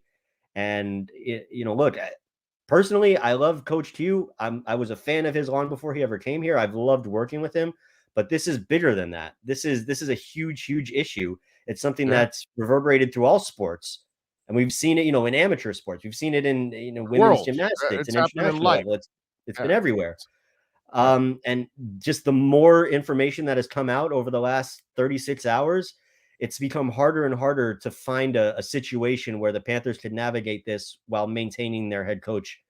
And, look, it's a horrible situation because, as we've been talking about, the team is amazing. They're the best maybe ever in this franchise's history, which desperately needs it. Yes. And, it's a really bad situation for all involved. But so let me ask you the question I have to ask you. Does an assistant coach get elevated, or does the is it the AHL? Is it AHL still the minors? Okay. Yeah. Does the AHL coach get elevated to being the head coach? What is your guess? That's kind of been something that I was up early this morning working on that question, actually, Orlando. Before we got on the podcast here on the stream, that's what I've been working on is a list that I didn't think I'd be making for quite a while. But I mean, the AHL coach is Jordy Kinnear. It's an interesting option because the situation in Charlotte this year, their AHL affiliate, they're sharing it with Seattle. Seattle hired a very prevalent assistant coach in Seattle, and Dan Bylsma, who's got some very extensive NHL experience. So should Florida want to promote Jordy Kinnear to the NHL, the AHL franchise in Charlotte would have a really, really good replacement already in place there. So that those dominoes you could see them kind of fall in that direction if the Panthers wanted to promote Kinnear to that position. That I don't know. How's Kinnear doing this year? How's he doing in the AHL? How are they doing in the AHL? The Checkers are doing. I mean, they're not the dominant team we were expecting, considering all the depth that filtered down. But I mean, they're also sharing the roster with Seattle. And Seattle is an expansion franchise that's having a hard, their NHL roster doesn't come close to the Panthers. So it's a diluted talent pool in the AHL. In terms of like the NHL coaching staff, there's really nobody that's got a lot of NHL experience. You think maybe Andrew Brunette, because he was an assistant coach elsewhere before he came to Florida. He's kind of been in that circle for a little while. And then, I mean, you also have to look at guys on the outside. You have to think about like a John Tortorella, who Bill Zito has experience with in Columbus, who Sergei Bobrovsky had a lot of success under in Columbus. There's a few names out there. Bruce Boudreau, he's been an exceptional NHL coach. He's also, like Tortorella, is working as an analyst right now, but you'd think that there's a job for him coming at some point. So there are some decent options out there. It's, who's a great fit for what the Panthers have built right now, because it's not just replacing Q. It's also finding somebody that could hopefully, you don't want to say seamless because that seems, you want somebody that can connect with the players, of course. Yeah, somebody that, can hit the ground running, can understand what they're succeeding at right now. That's not going to shake things up and ask this team that's playing a defensive possession transition style hockey to all of a sudden become, a different team. So there's just a lot of moving parts, and it all comes back to, this meeting that's going to happen in New York in a few hours, right? Yeah. No, I think it's going to be ugly. I'm sorry. I don't want Coach Q to go, but I don't know how you survive this, dude. He pulled somebody even said it on the text line, and I thought the same thing. He pulled a Paterno, unfortunately. And this whole thing that I don't remember, bro, you can't pull the Roger Clemens line. See, I've got analogies everywhere, my brother. Okay, everywhere. Yeah, no, that's the tough part. It's, you can't pull a Clemens. I misremembered. What happened in 2010 is one thing, but then if it is the case that the statement he made earlier this summer, what he said yesterday he was standing by wasn't true, and they can prove that's a bigger issue. Maybe not a bigger issue, but as big of an issue. Right. Yeah. That's compounding it. That's almost like admitting guilt when you lie about something, which that's tough. That's hard to get around. Yeah. No, you're right. You're right about that, man. Let's see if they can keep it going, man, because it's such a great year. I would love to see them continue, but obviously we've got this cloud over the franchise, unfortunately, with the whole Q situation. David, appreciate you as always taking some time. Make sure you follow him on Twitter at David Dwork and catch the Chirpin' the Cats podcast. Excellent work there, covering the boys on the ice. David, much love, my brother. You be good out there. Thank you. Keep fighting in the trenches, my friend. You know it, baby. You be good. There you go, the great David Dwork, man. Love that man. He does excellent work as always. Let me see. Somebody put in, Miami Mike says, Big O, I have tried several times to Cash App the show, but it always says no results found in watching on YouTube. Well, are you looking for the address Cash Big O Show? Two things. Did you connect your bank to Cash App? Because you got to connect your bank account to send money. And then make sure you're writing the right address. Cash Big O Show. Cash Big O Show. One word. Cash Big O Show. Thank you, Miami Mike. I appreciate you even trying. Okay? I don't know. I can't explain anything else because I'm not there with you, but as long as your bank's connected and you're putting in the right address, Cash Big O Show, I don't think you should have a problem because we get the Cash Apps all the time. Cash Apps or Venmo, one of the two. And thank you for trying to do it that way because obviously we get the entire donation. So very nice of you, sir. Very, very nice. I'm just checking the Cash App right now to see if you fixed it, but no. Okay. You know what I do need to check? I need to check the crypto market right now and see what the hell's going on. Shiba Inu. I was wondering if Shiba was going to bust a digit this day here by the end of the day because it got up to 90 last night, like 90, 91 or something like that. And then it dropped and then it's gone back up now. It went to 80, now it dropped to 74. That's where it's at right now. So it's still, maybe now it's finding a floor in the 70s. That might be it because it had a floor in the 5 and the 6 and the 7 range for a while. Then it jumped up and found a floor in the 30s, in the 28s, 27s, 30s right there. And then now it jumped up again and went all the way to 90. And now it's come down to the 70s. So maybe it finds a floor in the 70s and it consolidates for a couple of days there. And then it takes another climb up. It flipped Doge. It jumped Doge in market cap and everything already, Shiba. I mean, Shiba's a much better coin than Doge. But nice to see people are getting smart that if you're going to invest in one of the coins, if what's it called? Doge went up a bit. I would sell right there when it went up and go right in and get Shiba instead. But hey, is what it is. What can I tell you? What do we have going on? Bitcoin, by the way, is climbing back. It went down, it dipped to 59. It's back up to 61.6 right now. Ethereum, by the way, is up to 4,200. So there was like a little dip in the market yesterday, and then everything's bounced back. And that usually happens when you have parabolic runs like we had with Bitcoin now and Ethereum and all these other coins, including Shiba. You will then have a correction. And so you'll have a little bit of a dip.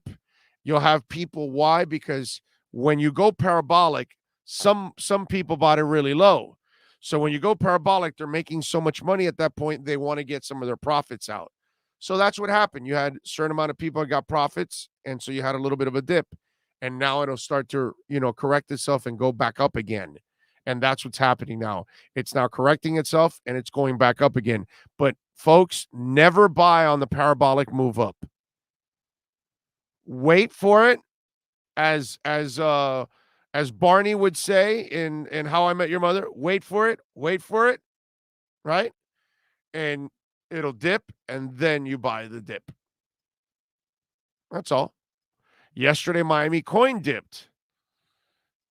So I took a little Miami coin and I staked it at 430% because it dipped down to the very low 2 cents. And so I said, you know what, let's take advantage because it's in the high 2 cents moving into the threes. So I knew it was going to climb back, and it was like in the 220s, 230s or something like that. And I knew it would climb back. And today it is at 268 and it's continuing its climb. So it's very important that you pay attention to what's going on. You know what I'm saying? And by the way, not that the Miami coin is a great coin, but staking it for 430%, that, my friends, is fantastic. And there's a link for that on my Twitter page where you can go to OKCoin and stake your Miami coin. But by doing it through my link, you and I share $100 of Bitcoin. So you'll get 50 and I'll get 50. How about that? And if you're smart, you probably sell that $50 of Bitcoin, buy Miami coin, and stake it at 430%. Do the math. It's going to grow. That'll grow. Your money will grow a lot faster that way than waiting for Bitcoin to double. Let's see. What else do we have here on the chat board? Just when we had an awesome team, this crap surfaces with Panthers coach Q totally sucks. Hopefully team doesn't lose momentum and we can survive this as a team. Let's hope so. But you know, when Dwork tells me about Tortorella, I don't mind if he comes in, man. I kind of like that guy. Hardline dude, tough guy. His teams usually are pretty damn tough. I think Tortorella could really do a nice job and finish the job off that Coach Q started. I think he can. If Coach Q goes down, Watson is through.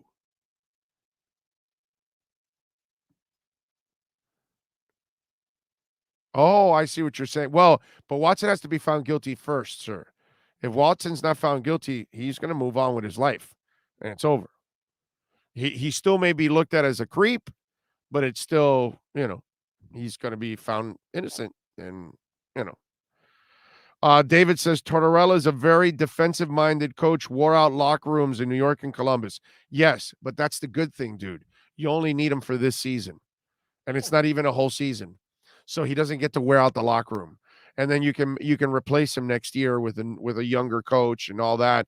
But you need experience if you're going to make this is a team that needs a Stanley Cup-like coach. And Tortorella is a guy that could probably take this team.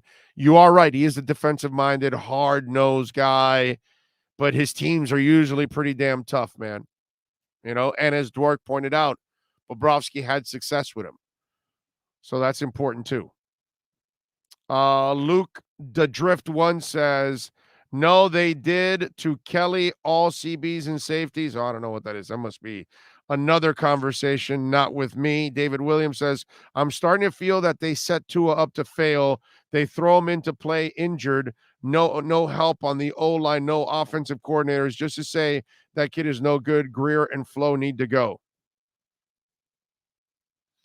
All I know is, man, they have done a terrible job in bringing or trying to bring their young quarterback around or create the kind of environment that he needs in order to succeed. So that's what I would tell all of you out there. Please, by the way, smash the hell out of the like button. It is very important that you smash the like button while you're watching there. That obviously... that gets the algorithms going, so it spreads it out more. So people that want to know more about the Dolphins or the Canes or the Heat or the Panthers or the Marlins or Inter Miami, our show will come up more often with them. Okay?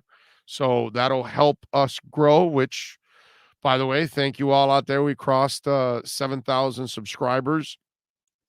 think it was 2 days ago we did it. So thank you. We're already over 7,100 subscribers already. So picked up already 100 from in the last little over 24 hours.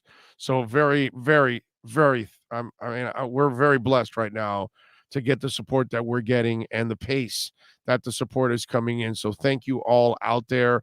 That's because you're hitting the like button. That's because you're subscribing. You're hitting the notification bell. You're sharing the link.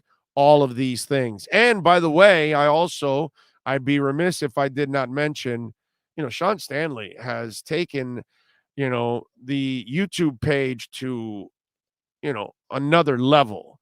You get all the press conferences from the teams there.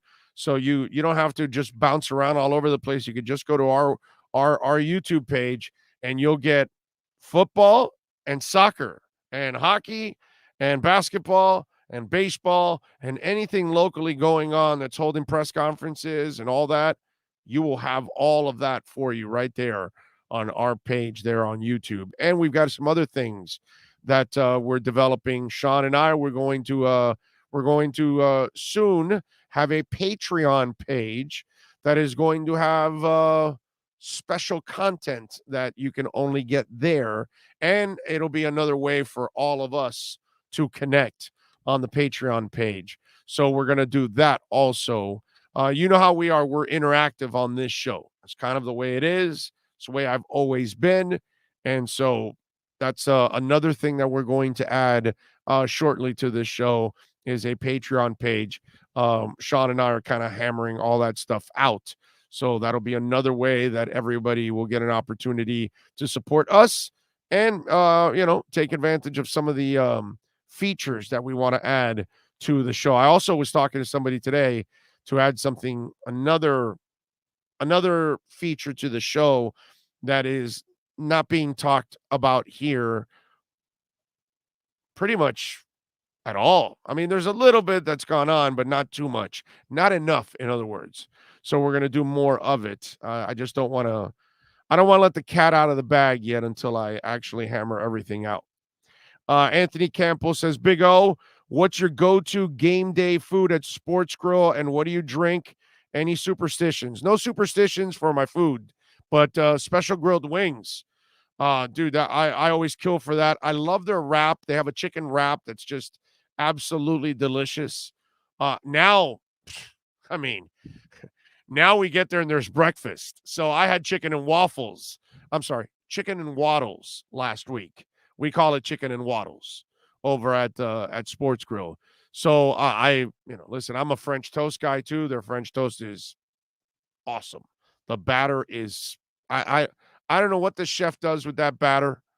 I don't know what the hell he puts into that batter for the French toast, but the French toast is outstanding, dude. So good. That's my go-to breakfast meal of all time is French toast. It's my favorite, bro. I love pancakes. I love waffles. Don't get me wrong. I can eat those anytime. But if you forced me and you say you got to pick between pancakes, waffles, and French toast, it's always going to be French toast. Always. Love French toast. Let's see what else. Sheba going to a penny. David, it's going to be I don't see it going to a penny, my man. I may be wrong. There's too much in circulation right now. What is it? Shitoshi or whatever, the guy that kind of represents Shiba. I forgot his name, but they've been talking about burning. They've got to burn coins, my brother. They've got to burn coins. If they do that, then we've got a chance to go even farther than a penny. But right now, I'm hoping to get to you got the decimal and then you got the 2 digits, right? And then obviously the second digit is the penny. What's the digit before that? Is that the 100th of a penny? Is that it? I think that's where we can get to. I think we can get to maybe 100th of a penny. Something like that. If I'm correct, right? Is the third zero from the digit is the 100th of a penny? Can you guys help me out on that? Am I right or am I wrong on that? Or is that 1,000th of a penny? It's a 100th, right? Isn't it? I think. I want to say. Please help me because I might be wrong. Yes? Carlos says yes. Okay. So it's at that hundredth of a penny, maybe they can get to 1 or 2. I don't even know if it'll get to half of a penny. Maybe. But it's going to take a lot of money, man. It's going to take a lot to move it that far. That's why I want them to get to the point where they burn, because it'll create more value for the coin. You have to have less in circulation. That's why I always tell you guys, when you're studying and you're looking up at crypto, okay? You look at what the company's all about. And I personally, for me, this is the way I look at it. Are they solving any real world issues? Is it something that can be used a lot? Okay. So then if I know it's a product that's going to be used a lot, or it's solving some real world issues, then I got that. Then I want to find out what kind of company it is, what kind of money it has, what kind of backing it has, who's involved. And then I want to find out who are the partners. And then I want to find out what the market cap is. How much is it worth? Then I also want to find out how many coins are available. Because if it's an enormous amount like Shiba, then it creates a problem for you to create value.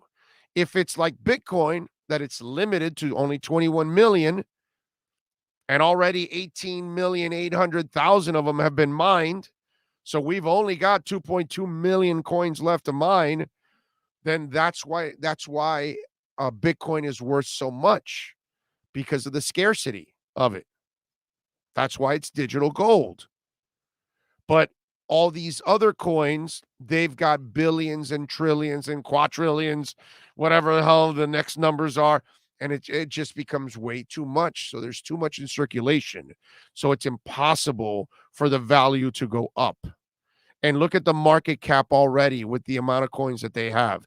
It's an enormous market cap already. It's a big cap now, Shiba. So you would have to get past, in order for it to get to $1, put it this way, in order for it to get to $1, it would be worth more than the world's entire economy. Okay? And I don't know how many trillions that is. I'm not talking about just the U.S. and not only Russia, not only Spain. And no, the world. And that's not realistic. So you have to burn the coins. So once they start burning the coins, that will create even more value. Ethereum, as an example, they also are burning now Ethereum, and they've burned 4 billion in Ethereum already in the first 2 months of it all. So by doing that, you are now creating less Ethereum out there, which then creates more value for the Ethereum that is out there. And that's the difference.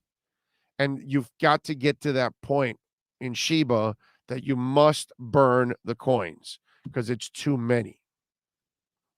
All right? Do your homework. It's very, very, very, very important in crypto that you do your homework and you understand what you're investing in and what kind of companies they are and what they do specifically and who they're tied with. All of these things are so imperative to finding out whether that coin is something that can grow and something that you can invest in. And then the other thing that you've got to figure out also is what kind of an investor are you? You know, those of us that are working stiffs like myself, I can't be buying and selling and all. That's for rich people. You know, that's for the man or woman that has the kind of money that they've got tons of cash in the bank and they can play with a couple $100,000. And, you know, if I had that, if I had my own, you know, money to play with, I could produce millions in crypto. Seriously. Because I'm way up as it is. But obviously I'm not up for the kind of money that I could ever retire because, you know, it's not a lot of money for me, but I am way up, you know, but it's not the kind of money that I wish I could retire. My daughter could retire. No, I might be able to pay a couple bills, you know, but for those people that have that kind of money, yeah, you can make a lot of money, you know, buying and selling and being a day trader, as they say, all that. I can't afford to do that. So I usually invest in companies that I know I'm going to keep it for a long time.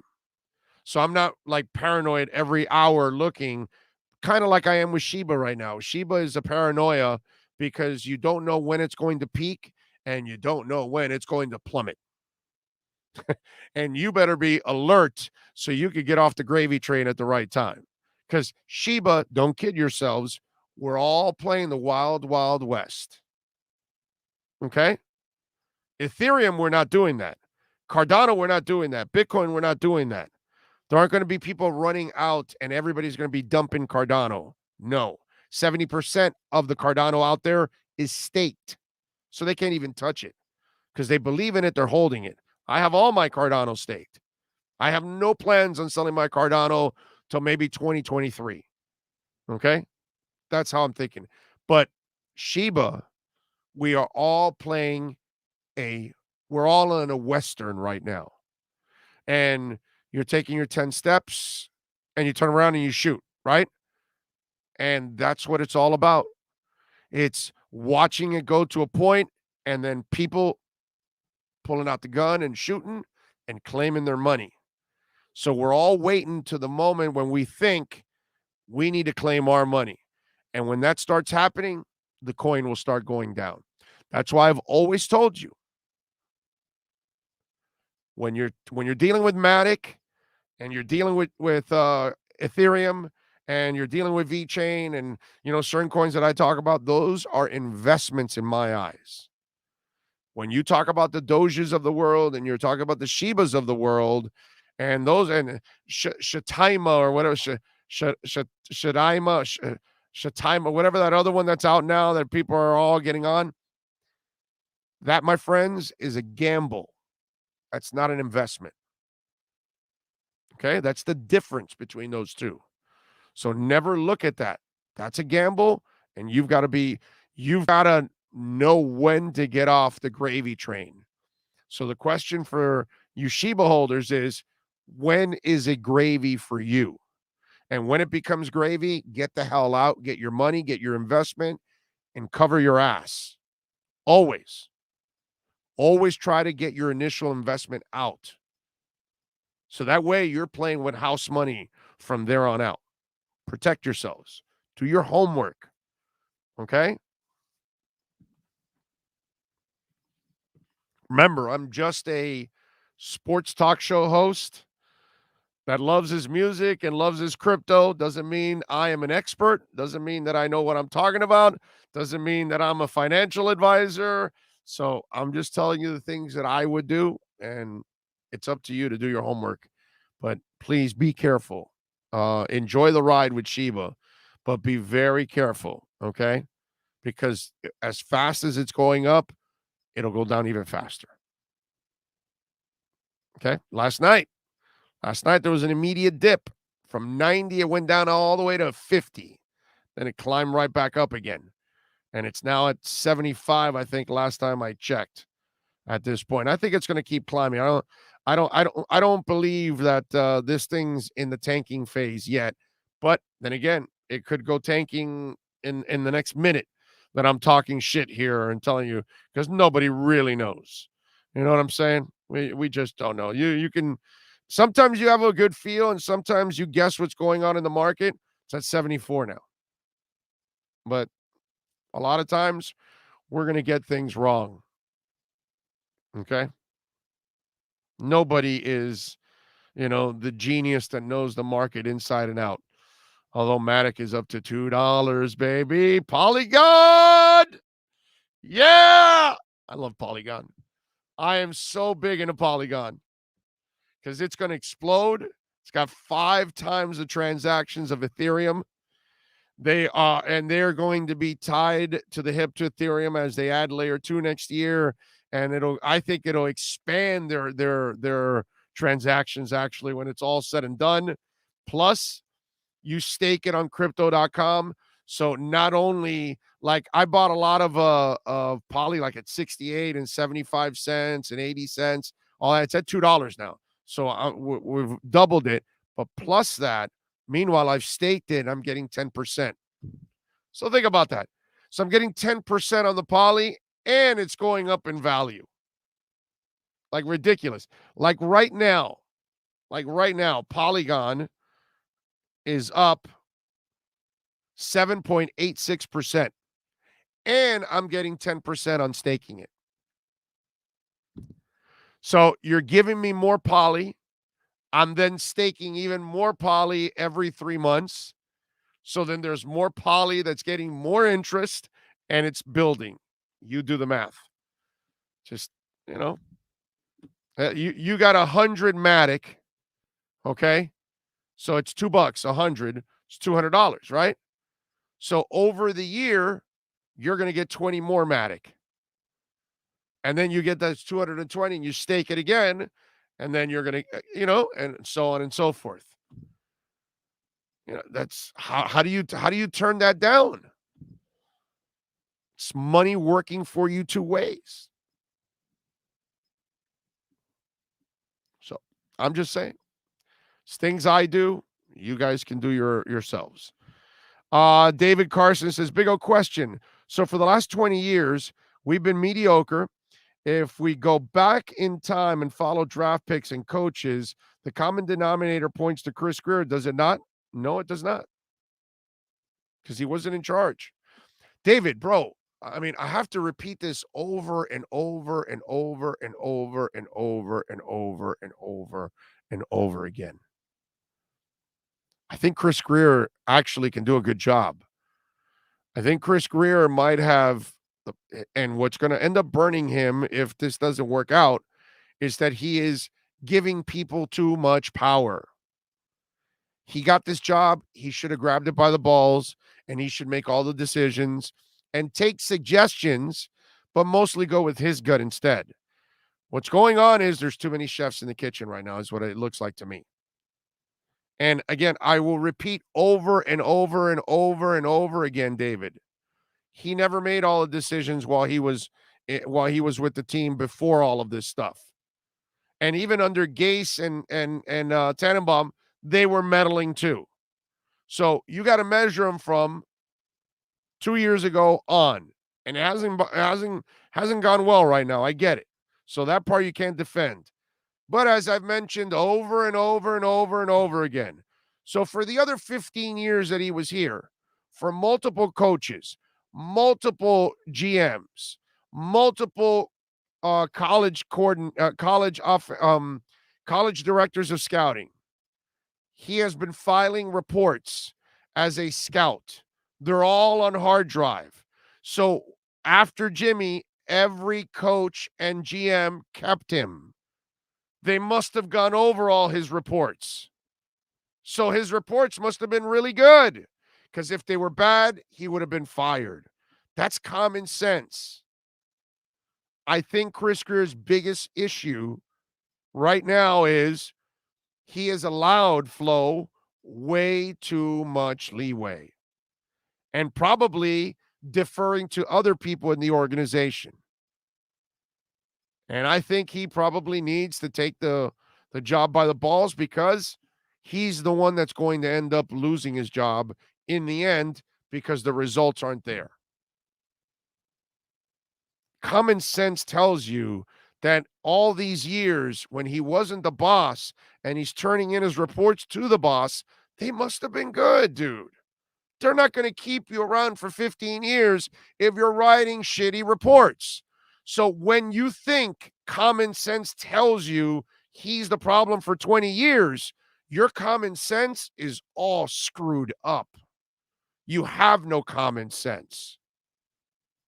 Look, what you have, for those of you that want to pick on Grier, okay, you have all the ammo in the world. He's been in charge for these last 3 years, and they're 1-6. Team is not developing. The coach ain't working. That's falling all on Grier. That's all you need to say. But to talk about the past, it makes you look dumb. Every one of you, this is not just this gentleman asking, everyone else that assumes the same shit.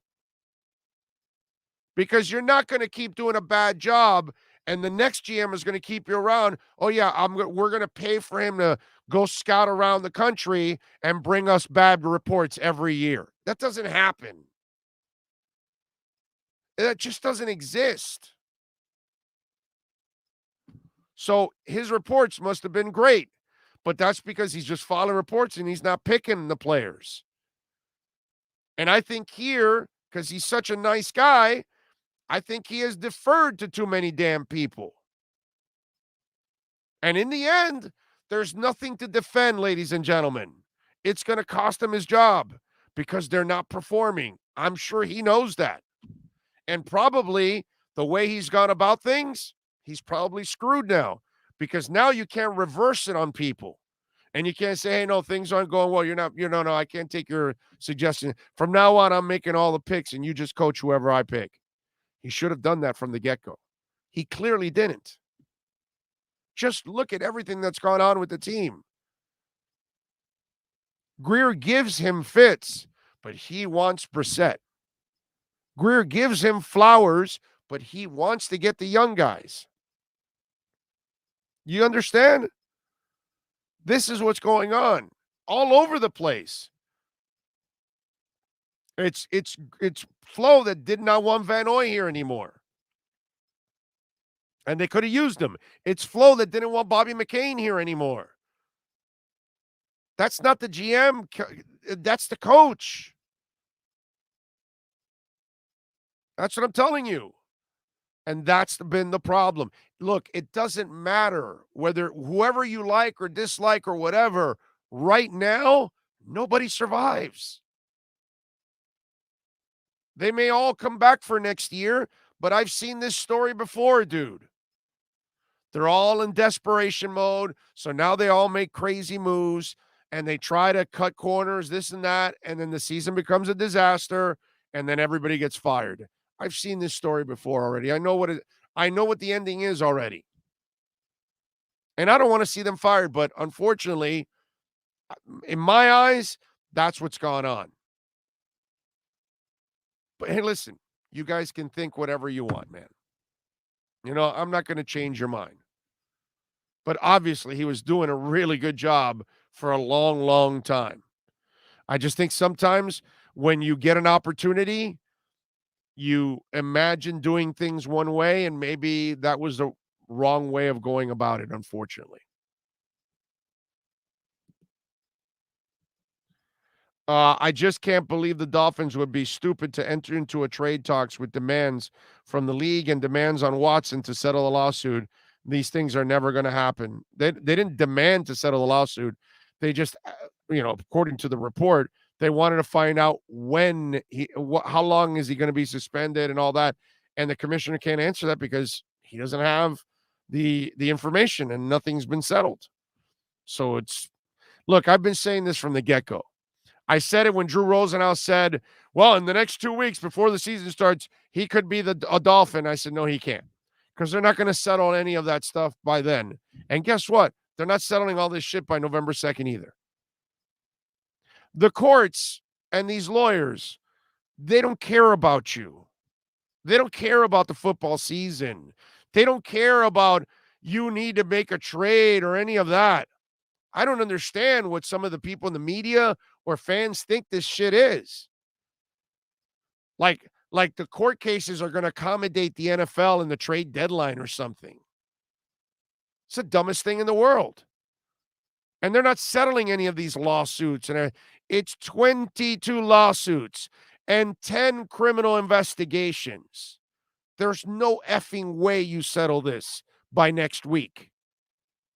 There's no way you settle this by, I don't even know, the draft next year. I mean, this thing could drag on for a long time. So, to me, making this trade is stupid on every level, not knowing what he's facing and not having all the information. And you certainly cannot believe just Watson and his lawyer, right? Dolphins can't just call Watson and say, well, tell us the truth. Call Watson's, well, hey, tell us really what's going on. The lawyer is going to tell you, come on.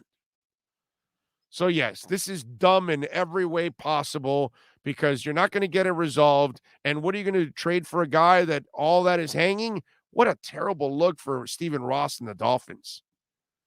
And you're going to just, there's going to be a portion of your fan base that's just going to be disgusted with you that you have traded for a guy that could end up being guilty for some sexual assault crime. Because we don't know. Guy could be innocent and the guy could be guilty. And guess what? He still might end up innocent with the feeling of guilt. And that's almost as bad. And then if he comes here behind this shitty team and he's getting killed, all you're going to do is get ripped. And by the way, if you trade for a guy that then next year has to, serve a 6-8 game suspension or more, you're a joke, dude. So you can't do anything until 2023 with this guy? So you've got to deal with this mess for half this season, all of next year until the following season? I mean, come on, man. To me, none of this has made any sense. It's the weirdest thing that has gone on. All right, let's take a quick break. Let's get ready for hour number 3 right here on the Big O Radio Show. This is the Big O Show. Sports fans love a place with great food, cold drinks, and TVs everywhere. That's why sports fans love Sports Grill and their 7 amazing locations. Check out the Bird Road location at 11481 Southwest 40th Street in the back corner of the West Bird Shopping Center. Sports Grill is also now offering some great employment opportunities. All kinds of positions are now available from kitchen to hosting. Call for more information at 305-485-8845. From wraps to salads to amazingly delicious specialty dishes, Sports Grill is the home to the legendary special grilled wings. Since 1987, Sports Grill, good food, good drink, and good friends. It's the Big O Show. Judge, you tuned in to the hottest sports radio. When you need your warehouse looking good while staying efficient, there's only one place to find the finest racks in the business. Pallet Rack City in Hialeah. 305-424-8547. That's 305-424-8547. Pallet Rack City is the company you need when you want your warehouse sporting the finest racks in the business. After all, who doesn't love a great rack? Pallet Rack City. 305-424-8547. That's 305-424-8547. Orlando, a.k.a. the Big O. He covers all the South Florida teams. For over 16 years, EJDconstruction.com has provided South Florida residents quality craftsmanship, accurate project management, and exceptional service. That's why EJDconstruction.com is an A-rated member of Angie's List and the Better Business Bureau. When you're looking for the right custom home builder for additions or home remodeling, please call my friend Eric at 305-433-4843. That's 305-433-4843 for EJDconstruction.com. Dolphins to the Heat, well, you know what I mean. Monday to Friday.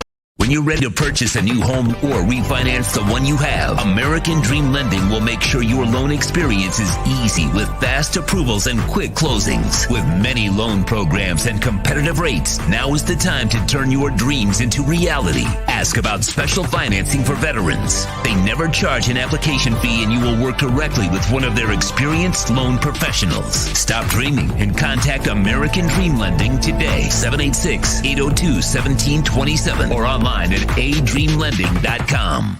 The viewpoint statements or beliefs expressed on the following program by the host, guests, or callers are not necessarily the opinions of FantasyXS.com, Media Group Inc. ownership, management, sponsors, or website. When it comes to South Florida sports teams, very few in the media have witnessed, lived, and covered it like the Big O. Let's start the program dedicated to your favorite South Florida teams with a passion that's unmatched. The Big O Radio Show is on. Here's the Big O.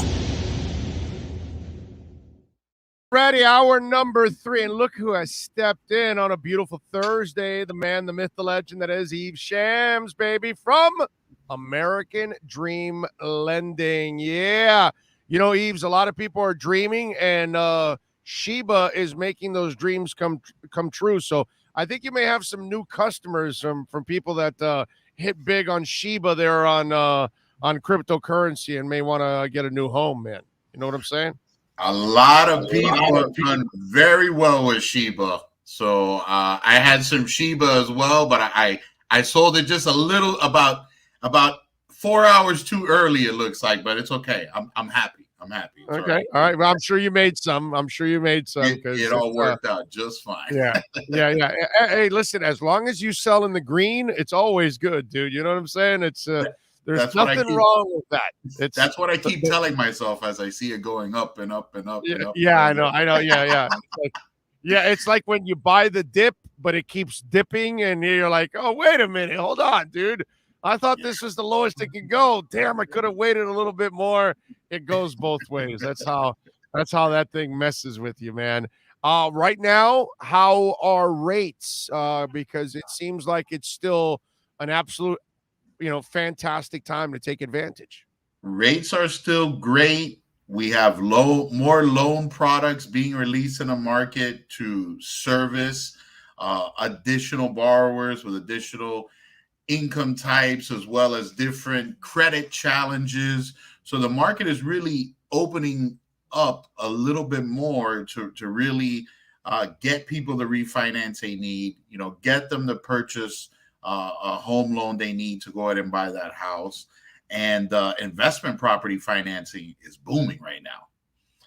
You can buy an investment property right now with 20% down with no income verification whatsoever, no tax returns, no bank statements.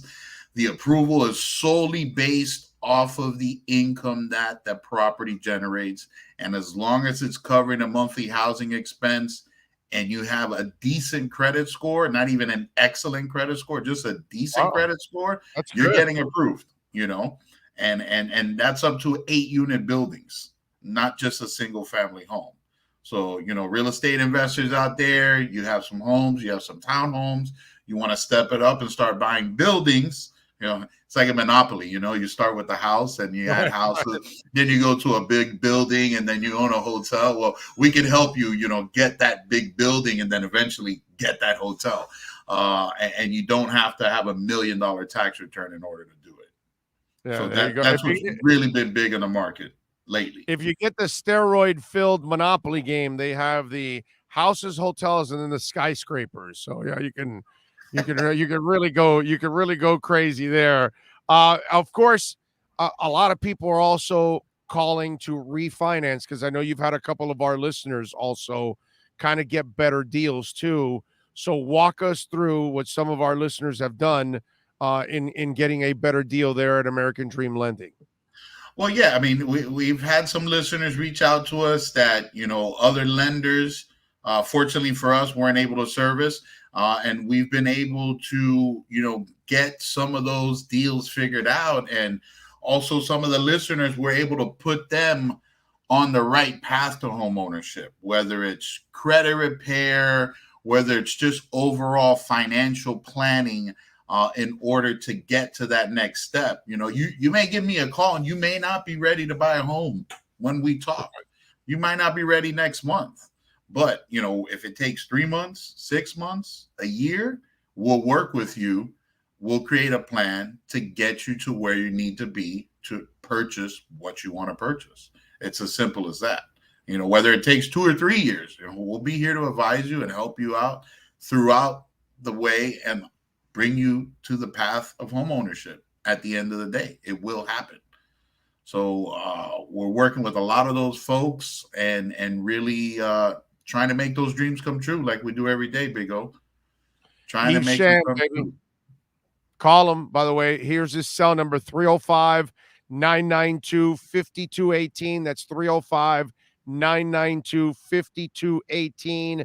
You can go to the website, adreamlending.com. Take advantage right now, lower your rate, or if you're looking to purchase that home or condo now's the time, man. Rates are so low.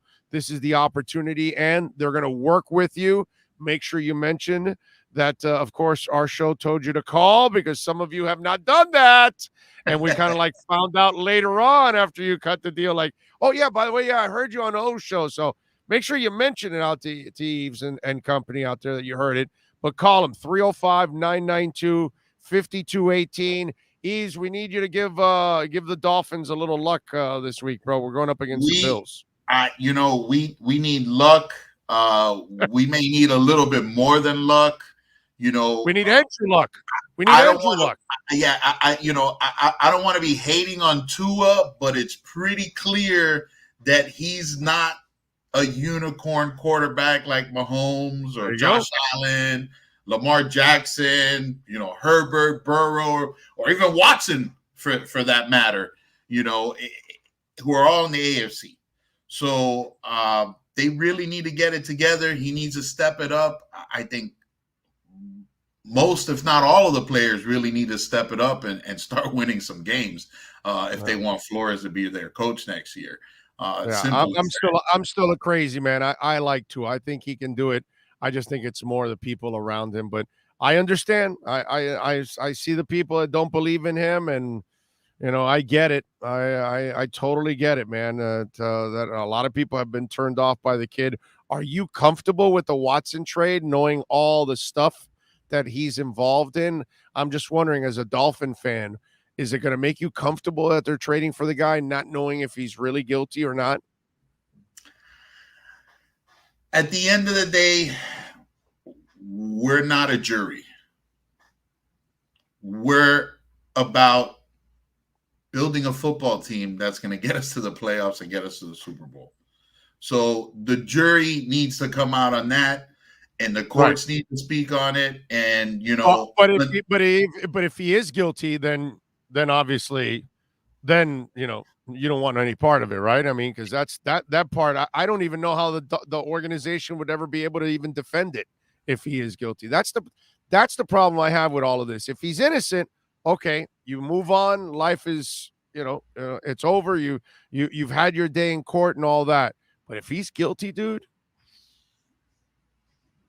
I don't know. I don't know how he survives it. I don't know how the Dolphins can even justify it. You know what I'm saying? There's no way. It'll be more Aaron Rodgers talk in the offseason, not Deshaun Watson. Did he freeze up? Are going to face. Oh, there we go. We're back. Okay. So if he is guilty, I mean, it is a lot of issues that the Dolphins are going to have to face in the media once that guilty verdict drops. But if he's not guilty, we picked up a great quarterback. Right. So right. Obviously, they picked up a great quarterback that's kind of creepy. Yeah. We got to admit, it is kind of creepy. Okay, I just got to say. But then, if he's not guilty, we don't want to miss out on the opportunity to get him on the roster. I kind of look back at when we shied away from Drew Brees and his injury, we ended up with Culpepper. I mean, look how that worked out. Could have went totally different way. Obviously, different circumstances. None of these gentlemen were charged in court with any crime. But at the end of the day, when we're looking at decisions that we make on quarterbacks, I mean, we need to make a decision, and we're hoping that the front office is going to make the right decision. Well, you got to make the right decision out there. Call American Dream Lending. Go to the website, adreamlending.com, and call Eves. It's his personal cell number. So you've got the owner's cell number right there, man, 305-992-5218. Save it on that cell phone. Give me a call. 305, there it is, 992-5218. Eves, I love you, brother. We'll talk next week. You be good out there. All right, Big O. Have a good one. You guys enjoy. Let's go, Fins. Let's get that W. Damn right, bro. Damn right. Thank you, Eves. You be good out there. Eves Sham, baby. adreamlending.com. Excellent work by him, as always. And you will feel that work when you call them, because they're good people. It's a family-oriented business. You'll feel like family. They will look out for you, man. Give them a ring. Trust me. And please mention us, because some of you have not mentioned us and they found out later. Okay. It was like, oh yeah, no, I got you guys from Orlando. Oh, really? Well, okay. So, and when you call Eves at 305-992-5218, or, you talk to anybody else, please mention our show. Caneswear mentioned our show. Sports Grill mentioned our show. Craig Zinn's Accurate Pembroke Pines mentioned our show. Pallet Rack City mentioned our show. You know what I'm saying? It's very important that you mention our show when we're talking about our amazing sponsors. All right? Very, very, very important. All right. What else do we have here? Pat in Nashville. Oh, by the way, Miami Mike, thank you, sir. He sent a little love now on Super Chat. He wasn't able to get in on his Cash App or Venmo. So he says, Big O, I went Super Chat. LOL. Thank you. Thank you, Miami Mike. I appreciate you as always, my man. Remember, Cash App or Venmo, it's Cash Big O Show. That's Cash Big O Show. Thank you. Thank you. Thank you, Miami Mike. Very nice of you, sir. Very thoughtful. Help us grow a little bit there. Jensen says Greer's only all-pro drafted was X, and he wasn't even drafted in the first round. Greer has been there giving his opinions for 20 years. Name one Hall of Famer drafted in that span. Please explain. Oh, he's not in charge, dude. Don't blame him for that. Blame him for these 3 years. He's not in charge. So there's nothing to blame. You blame the people that are in charge. He's not in charge. Blame him now. Okay? So that's not his problem because he wasn't the general manager. He's the general manager now. So unfortunately for him, he is going to fall on the sword for whatever's going on now. These 3 years. Okay? I'm not even counting X like you did that he drafted because that was under another regime. And I still don't believe he had all control under those guys. They meddled also. But here, he's been in charge. And he has allowed other people to make picks. But that falls on him. He's the general manager. Okay? So Chris Greer needs to get the credit and the criticism from these 3 seasons. Everything else, you either credit or discredit the general manager and the head coach that were in charge at that time. You don't go asking about a scout, a college director scouting or whatever. In the end, the general manager makes that final decision. So if they chose someone else or they allowed someone else to make the pick, that's their responsibility. That's how it goes. The buck stops with them, period. Nothing more. So you guys can make up all you want and all that, but this is it right here. And by the way, this is all the proof you need. Okay? They're in charge. So this is year 3, and this is how they're going to be measured. That's how it should be, not the stuff in the past. It's not their problem. This is their problem. This 1-6 start, this dysfunctional relationship with their quarterback. This is their problem. All right? We do enough of living in the past. You know, some of you need to let it go. Stay in the future right now. Or stay in the present, that is. And worry about the future. All right, let's do this. Let's take a very small break so we can start the American Dream Lending Miami Dolphins weekly report. Dolphins fans, buckle up. It's time for the American Dream Lending Miami Dolphins report with Joe Shad. When you're ready to purchase a new home or refinance the one you have, American Dream Lending will make sure your loan experience is easy with fast approvals and quick closings. Call them at 786-802-1727 or online at adreamlending.com. Here's Joe Shad with today's edition of the American Dream Lending report. Back. There we go. There he is. Except we got multiple boards on. There we go. Now we've got Joe's board right there. I like it. All right. How you doing, my man? How you doing on this beautiful afternoon?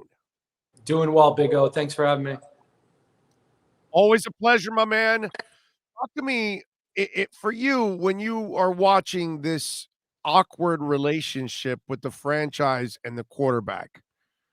What goes through your mind? Because it can't be it can't be really nice what's going. Tua can say all the right things, but in his mind, he's got to be incredibly pissed about how all of this has, broken down.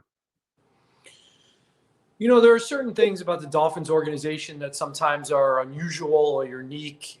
In this case, it appears as though the Dolphins are the only team in on Deshaun Watson, but that's really not their fault.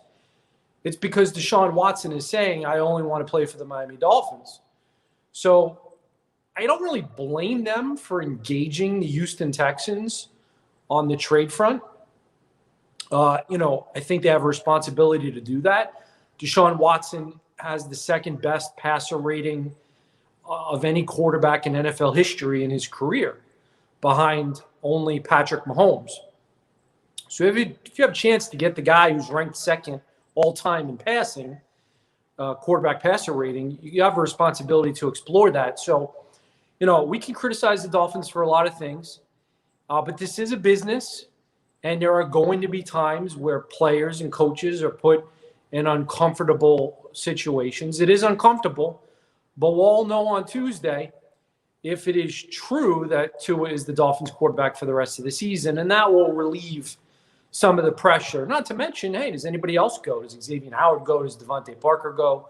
Does Preston Williams go? Does Byron Jones go? They could trade anybody, right? It's not just Deshaun. No, I'm with you there. Now, Joe, let me ask you something. If Miami's the only team, and this is where he wants to go, why the hurry then? Why are you hurried to get him onto a bad roster, pay half a season for a quarterback that you're really going to put at risk more than anything else? Since there's no threat of anybody taking him from you, why not just wait for the offseason? That way you wait for everything to take its course in court, and then you also know what the NFL will do, which in a way, if you're only negotiating with yourself, it could actually drive the price down if there's a suspension next year for a certain amount of games. Now you're paying a higher price without having any information and having all the risk. Why not wait till the offseason when all the risk is maybe gone at that point and all the information is out? Yeah, that would be an ideal situation, that Deshaun Watson isn't traded anywhere, and the Dolphins have the ability to determine if Tua Tagovailoa is better than you and I think, and better than they probably think at this time. Maybe his progress accelerates at a rate beyond anyone's expectations. That's certainly possible. Then the Dolphins wouldn't need to acquire Watson, or perhaps Tua would have played so well that Houston would suddenly have a change of heart and want him included in the trade. But things do change.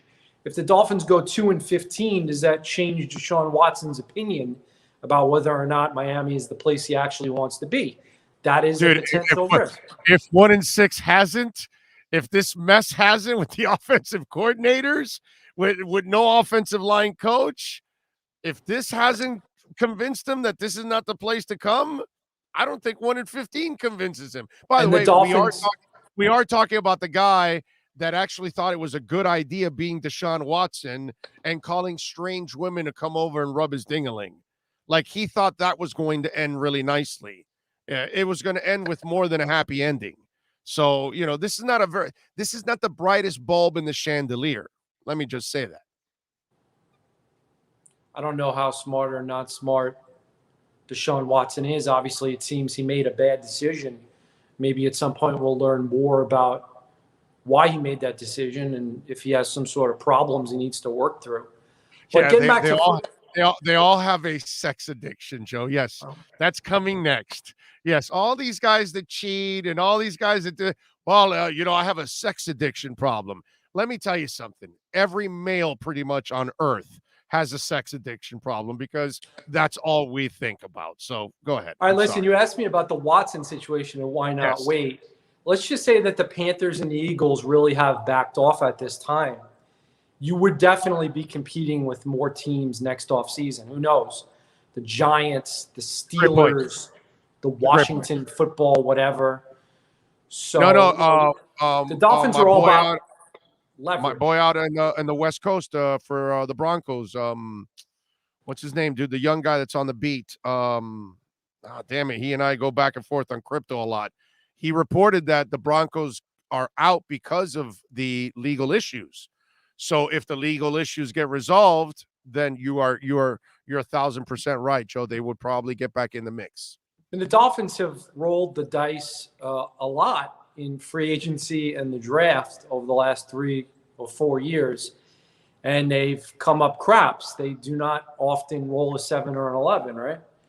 So with Deshaun Watson, at least you know what the player is. I mean, the caliber of player that you're getting. And, I still think that, I wrote a column in the Palm Beach Post today about how this tells you a lot. The fact that they're allowing the Dolphins to have their name continue to be associated with Watson. What does that tell you? It tells you a lot of things. It tells you how much they respect Watson's talents, Greer and Flores and Ross. It tells you that they're obviously not sold on Tua Tagovailoa. And it tells you that they're in all likelihood willing to take whatever PR hit comes with adding him, which, as I mentioned in my column, will diffuse very quickly after he throws 5 touchdowns. Right or wrong, that's the culture we live in. You said one thing that I found interesting, that, he could maybe all of a sudden turn around and start to play great football and better than even some of us imagine, all that. But even if that happens, this is not a relationship that's repairable, right? I mean, I would imagine that by now Tua is like, okay, I can't wait to get traded and get the hell out of here. And I would imagine that Lee Steinberg's doing everything in his power to keep his mouth shut and not explode on the Dolphins, like he has let some stuff out of the bag in the past already about Tua. I would imagine he's a little pissed, right? This is a relationship that's pretty much over, correct? I don't know that I would say that. I mean, any relationship is repairable. There are people who were at the divorce table ready to sign the papers and they changed their mind at the last minute. I mean, Tua desperately wanted to be in South Florida. His agent engineered in large part, this happening. Tank for Tua happened. Tua in Miami happened, Tua wanted to be at a rebuilding franchise. He wanted to live in South Florida. He liked the idea of, joining an organization that he believed was headed in the right direction. So I'm sure this is all a bit jarring for him. He's still a very young man. We forget how young he is. But he, I think, also understands the business side of things. If the Palm Beach Post has an opportunity to hire a very successful, very accomplished, the second greatest sports journalist of all time, I'm sure that they would throw me overboard, and I would say, well, all right, I get it. You hired a guy that's much better than me. That'll never happen, Joe. They can't get rid of you. By the way, Ben Albright, thank you, Gus, for reminding me. It's Ben. Ben does an excellent job out there covering the Broncos. All right, Joe. So I don't know how much conversations you've had with other players off the record, those kind of things. How much has their behavior, do you think, hurt him as a leader in that locker room? Well, the first thing I think of is that he wasn't voted a captain. Now, there's a lot of details about whether he wanted to be a captain, things that we're not exactly sure every detail of that. But I think the players support him. I think the players support him because he's their leader. You love the one you're with. If Deshaun comes, they'll love Deshaun. And they'll talk about how they don't know anything about the off-the-field stuff. All they're going to do is judge him on how he is in the locker room and how he is on the field, I don't think Tua is, disliked or disrespected like some other quarterbacks we've seen come through. In your eyes, have they created the environment they need for him to succeed on the field and off the field? Well, he's got, how badly did the Dolphins miss on creating that environment here in your they eyes? drafted his wide receiver, Jalen Waddle. They signed a wide receiver, Will Fuller. They drafted high picks, left tackle, right guard, left guard. They tried to build the Tua wall. Now the Tua wall is missing a few bricks. But they tried to create an offense. They tried to create an offense that suited his skill set. You can argue whether or not it was a mistake to promote dual offensive coordinators and then have the quarterbacks coach actually call the plays reportedly. But it's not as though they didn't want to make this work. And again, I'm not suggesting that there's no chance it will. By the way, how come we haven't cornered Flo like Len Martez and Dave Hyde cornered Saban into saying, I'm not going to be the Alabama coach? How come we haven't cornered him to that point in these press conferences and put it, why not say you're not trading for Watson and that Tua is the guy from here on out? Why not make that open? Because you guys asked Tua that question, but we're not asking Flo that question. We're kind of dancing around it. We have a disagreement about this. We're allowing him to dance around that. We have a disagreement about this. The first thing is that, in my opinion, Brian Flores' message about the Deshaun Watson trade scenario is going to be consistent.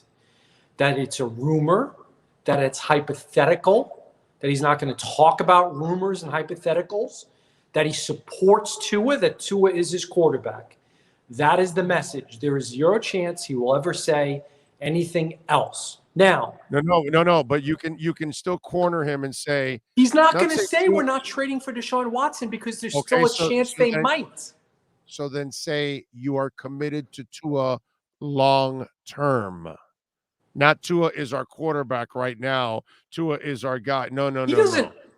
Look, when we ask questions, we haven't really cornered him that way like we did. Journalism is not about cornering a person, Orlando. Journalism is not about cornering a person. That's not the objective. That's not the goal. No, the objective is to get the objective is to get an honest answer out of him, not a number one. Answer. What's the best way to get an honest answer from someone? Okay, it's when the tape recorders aren't on and the video cameras aren't on. All right, number one, that's when you get the honest answer. If the Dolphins wanted to honestly share with us that they were out on Deshaun Watson, they would. They have not, so they are not. Yeah, no, I understand that there's this notion out there that we haven't been hard enough on Flo, and I hear it. And we as journalists have talked about it. We respect the opinion. All right, we all try to do the best we can. Sometimes we do better than at other times. That's why I'm saying that we did it to Saban when Lenny Martez and Dave Hyde did it. They kind of teamed up and kind of left him in a corner where he had to say. And he lied.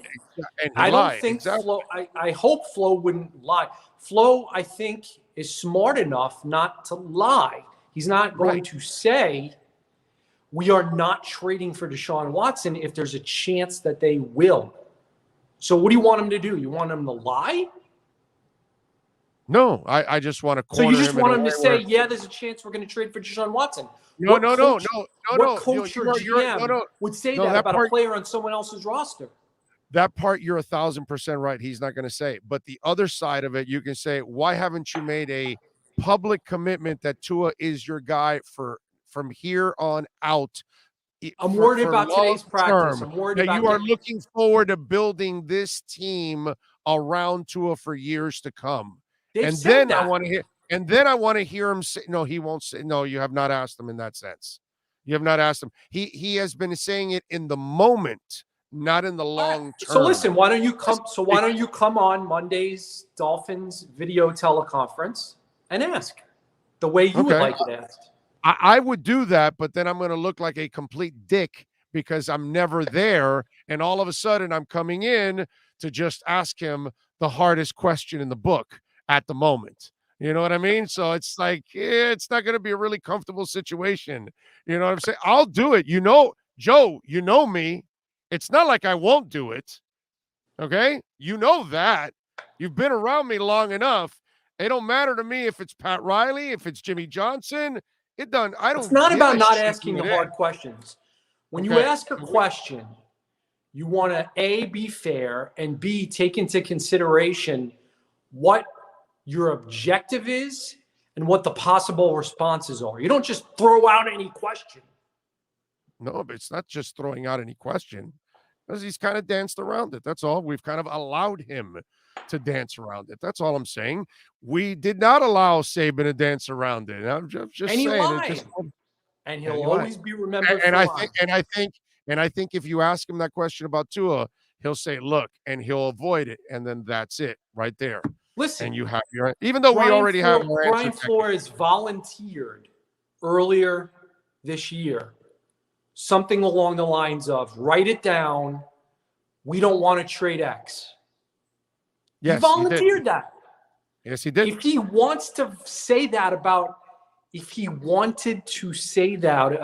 Tua, he already would have. And Great point. Thank you. Great point. Great point. This is not a dumb guy. Brian Flores is a smart guy. Why? I didn't say he's a dumb guy. No. What I'm saying is, if he wanted to say it, he would have said it. He's been given numerous opportunities. Yeah, he's not a dumb guy. He's done a really shitty job of coaching this year, but he's not a dumb guy. There's no doubt about that. I'll say that. I'm not going to ask you for a prediction because, I'm not going to insult you that much. 30-16. Oh, it's going to be painful. It's going to be painful. Low of 46, could be worse. Are you going? Yeah, man, I go to every game. Okay, all right. No, I don't know if they're going to send you to Buffalo. I don't know. No, I that go might to be a every game. favor. That might be a favor they do. Like the Mad Dog would say, when I go to Buffalo, I want a room without a view. I mean, that's just, I mean, they don't like you too much in the Palm Beach Post over there if they're sending you to Buffalo. You know what I'm saying? Although you're probably in Toronto the entire time. Is that what you're doing, Joe? No, I'll stay in Buffalo. It counterbalances Las Vegas, Tampa, London, New York, Boston. That is. Look, the people of Buffalo are very nice people. Oh, yeah. There's no doubt. It's just I got myself into trouble once. I made a joke about Tulsa, Oklahoma.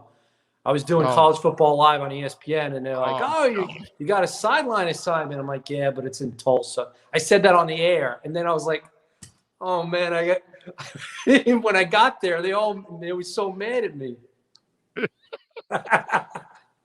No, they are nice people, but it's just a gloomy place, man. I don't remember if it was Troy, Alabama, or Tulsa, Oklahoma. It was one or the other. Either one. I'm sure there's not a lot to do there. Follow him on Twitter as Shad Joe. More importantly, do me a favor. Subscribe to the Palm Beach Post and support the man and all the great people that work at the Palm Beach Post. It's super cheap. It's a joke. So do it. And you'll get the insider stuff that they produce too on top of all of that. So it's always good stuff. Joe, love you, brother. Thank you. Appreciate the time. We'll catch up on Sunday. I look forward to seeing you on Monday's Brian Flores video teleconference. You know it. All right. Later. Be good. I would ask him. I don't have a there we go. I don't have a problem asking him, but it's not a good look for me to just show up and bombard him with one like brutal ass question. That's why I'm not the beat guy anymore. Oh God. I had to do that in all the press conferences pretty much. Carlos says, so ask him the question, FFS, you're a journalist, whatever that means nowadays, have the balls to ask him. It's not a matter of balls, dude. That has nothing to do with it. You obviously, by mentioning that, you obviously don't know me. You know what I'm saying? So that has nothing to do with it. That's the least of my concerns is asking. It's a bad look for me that I don't go there and then I'm just going to go to ask the one bomb and then pop out and I'll never see him again for the rest of the year. Yeah, that may not that may not go off well. Can you believe Miami is favored by 7 for the Texans game next week? I'm shocked. Nah, it can't be. 2 weeks out there, and they're favored by 7. Dolphins drama is so entertaining, says Holden Caulfield. Yeah, it's entertaining for you, painful for me. Tua came in as a difference maker, but he has no support. Real talk. Yeah. Oh, love how you can get your guys super angry and then laughing 2 minutes later. I mean, listen, we've got I have a good relationship with all these guys, but they know me. We're not gonna just lob softballs the entire time. You know what I'm saying? We're gonna talk about the issues. That's kind of what we are. That's what we do on the show. That's what I did as a beat reporter too. It didn't matter if it was Saban or whoever, dude. I got Saban to call me an asshole. So it's that, that none of this has anything to do with guts or any of that shit. That has nothing to do with what I'm talking about, especially for me. But it just, we haven't cornered him in a way to make him completely uncomfortable about this situation. And maybe they don't want to do it because they're on the beat all the time. And then you piss them off and this and that. And so, I get it. But we cornered Saban. We haven't cornered him in that question. Now, Joe is 1,000% right. They have told us everything you need to know already. Everything they've told us. They're involved. They could have shot it down, and they refuse to. And I get this whole thing about, well, you don't want to address every rumor. But, dude, this has to do with your quarterback. And my problem with all of this is the quarterback is the position you don't F with. That's the guy you need to support because everybody else is looking to him to be your leader. So if the franchise is shitting on the quarterback, then the team is not going to believe in the quarterback. And so then that just doesn't fly that way. Young quarterbacks have got to have that support.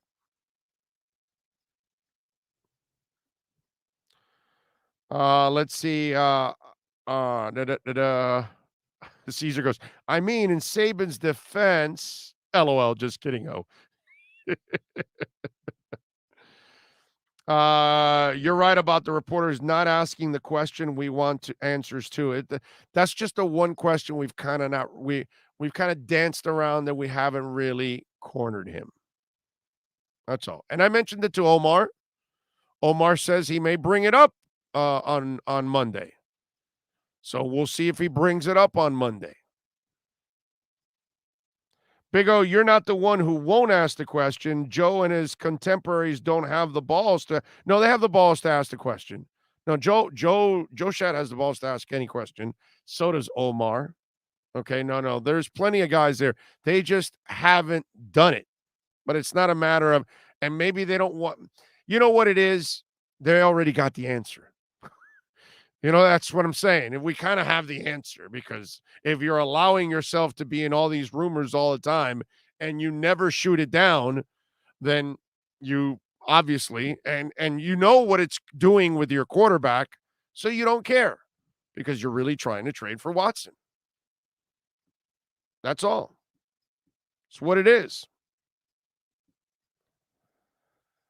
Let's see. By the way, we got Ian from Brooklyn. Thank you, sir. Giving us a little love on the Cash App. Thank you, Ian. Appreciate you with some love on the Cash App. Very nice. Let's see. Big O, Tua won't be the only player leaving the Dolphins. X and 4 injury-prone receivers and the running backs. Yeah, there's no doubt. Here's the thing, and I brought it up a little bit with Joe, and I wanted to talk to you guys about this. And I want you to walk me through this. Look, if you're listening on the podcast, 855-912-1056 is the text line, 855-912-1056. You can also do it on Twitter at Big O Show. And of course, those of you that are on the chat board right now on YouTube, okay? So many ways to reach out to us and answer this question whenever you're listening right now, an hour from now, in the evening, overnight, whenever you're downloading the show. And by the way, on behalf of Sean and myself, once again, thank you for the amazing and dominating download numbers that you are providing every single day, listening to us and supporting us. I love you all. Now, I'm going to walk you through some common sense that I common sense. You tell me, maybe I'm a complete nutbag and it won't be the first time, and it won't be the first time that I'm wrong or anything like that. Okay. So apparently he has only waived his no trade clause for the Dolphins. He only wants to play for this team. Correct? Okay. So I'm not stupid, and neither are you. Don't you think that Chris Greer and Watson's agent have already talked about this over the last couple of months, that he's dying to play for you and he's only going to waive the trade clause for you? Don't you think that's gone on already? Right? Correct. Okay. So as a team, you know he wants to play for you and he only waives a trade clause for you. So if you're the Dolphins, why not tell the agent in the offseason, before the preseason starts, say, hey, we're not going to talk about this anymore. All right. At the end of the year, when your client is through all his issues and we can trade Tua, we will then make the move for you. Got it? Cool. Why? I need this year distraction free. I don't want people thinking we're trading for Deshaun. I don't want people knowing that we want Deshaun. So I'm going to do my best to guide us through and lead Tua all year long. Please do your best to shut it down and say, we're not interested in any teams right now. We want to get through our legal issue, yada, yada. And then when we get to next year, then we turn it up. I'll trade Tua, then we'll make the move. Why not do that? And then you have a distraction-free year. The year's tough enough as it is at 1-6. You don't have the trade talk. Tua's not thinking about it. He thinks he's the guy, plays more comfortable. Everybody else is more comfortable. You try to have the best year possible with Tua, and we hope that the next 10 games are strong for Tua. And then you've built up the value, and now you can go unload Tua. But now you've created a mess, because now you have told everybody that you're in for Watson, all in, and he's coming for you, and now you're forced to give away Tua. So now you're going to get less in return for Tua. Am I crazy for thinking something like that? I mean, if he's only going to waive his no trade clause for the Dolphins, then what are you doing? You're not negotiating against anybody. You're negotiating with yourself and the Texans. To play what? A guy in a year that is dead? You can't play him this year behind that line. You're not going to win anything. He won 4 games last year, throwing 4,800 yards, 33 touchdowns, and 7 interceptions. And so why put yourself at risk to acquire a guy in a lost season that you risk him getting injured if you put him behind that line? And then what happens in the offseason if he is still found innocent, but they still are going to suspend him because of the dirty nature of everything? Or if he's guilty and now he's going to serve jail time and suspension, and then you won't be able to use him even more. So why not wait till the dust settles, since he wants to come to you anyway, and you can build Tua's value up without distractions, get rid of him without distractions, then make your move for Watson. Why not do that? Why constantly put your name out there? Why constantly talk to Houston? Why allow your name to be out there? Why allow it to pollute your locker room? Why allow it to pollute your quarterback? Why allow it to pollute the relationship with your quarterback and your team? Why allow it that it may not be able to help you create the best possible scenario for him so you can actually build his trade value? Is it just me? Please tell me on the text line. Am I crazy here? I mean, if this is the way it's going to work out, then I'd rather take my chances and try to do it the other way. This way, you're still not going to trade for him by the deadline because all the legal issues are there. In the offseason, you still have to deal with all the offseason issues. So all you've done is create a bigger mess than what it is and created and more of a detriment on your current roster.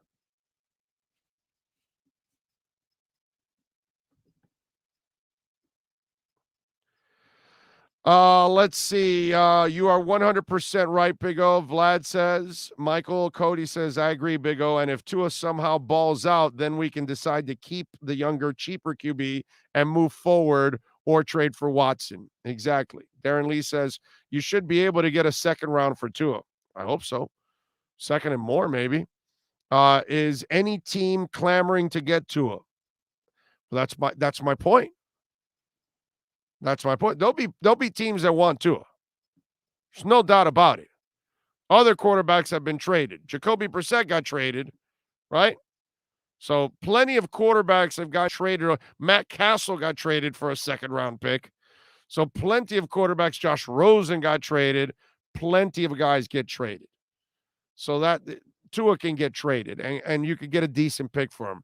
And there's plenty of teams that need a quarterback, so they'll try. Kaja says right now the Dolphins organization is just playing the pretending game that they support Tua, and they're not.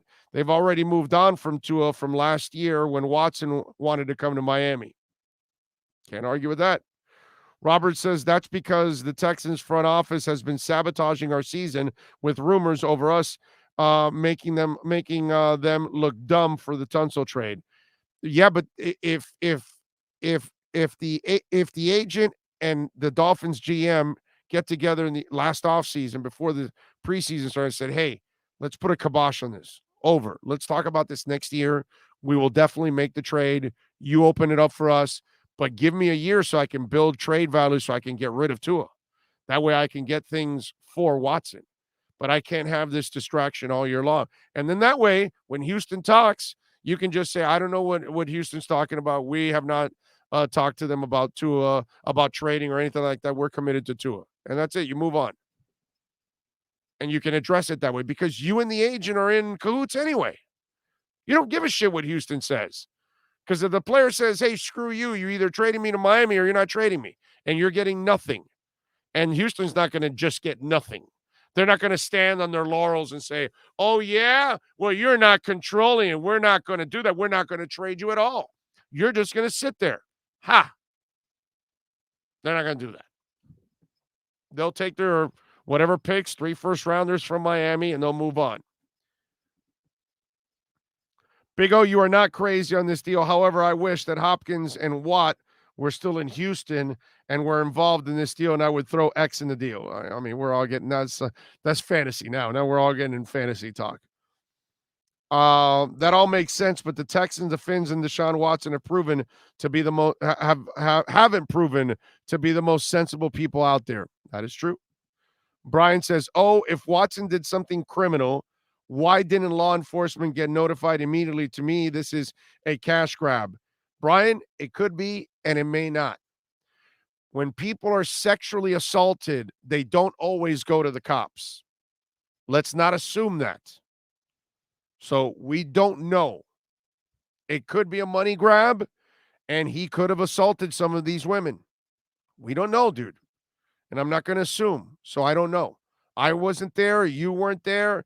It's too many people. It's 22 women. And he lied at first. He said it was all about massages, and then it ended up becoming consensual sex, supposedly. So you already caught Deshaun Watson in a lie. You see what I'm saying? So one side has already lied. We haven't found out if the other side is lying yet, but we already know Watson's lying because he's already been busted in a lie. So his credibility is already shot. And by the way, his judgment is already shot just by putting himself in this situation. So for the moment, okay, the way I see it right now, there is more irresponsibility on the Watson side. We will find out if these women, or maybe we never will, if these women have any kind of proof to help their case. But so far,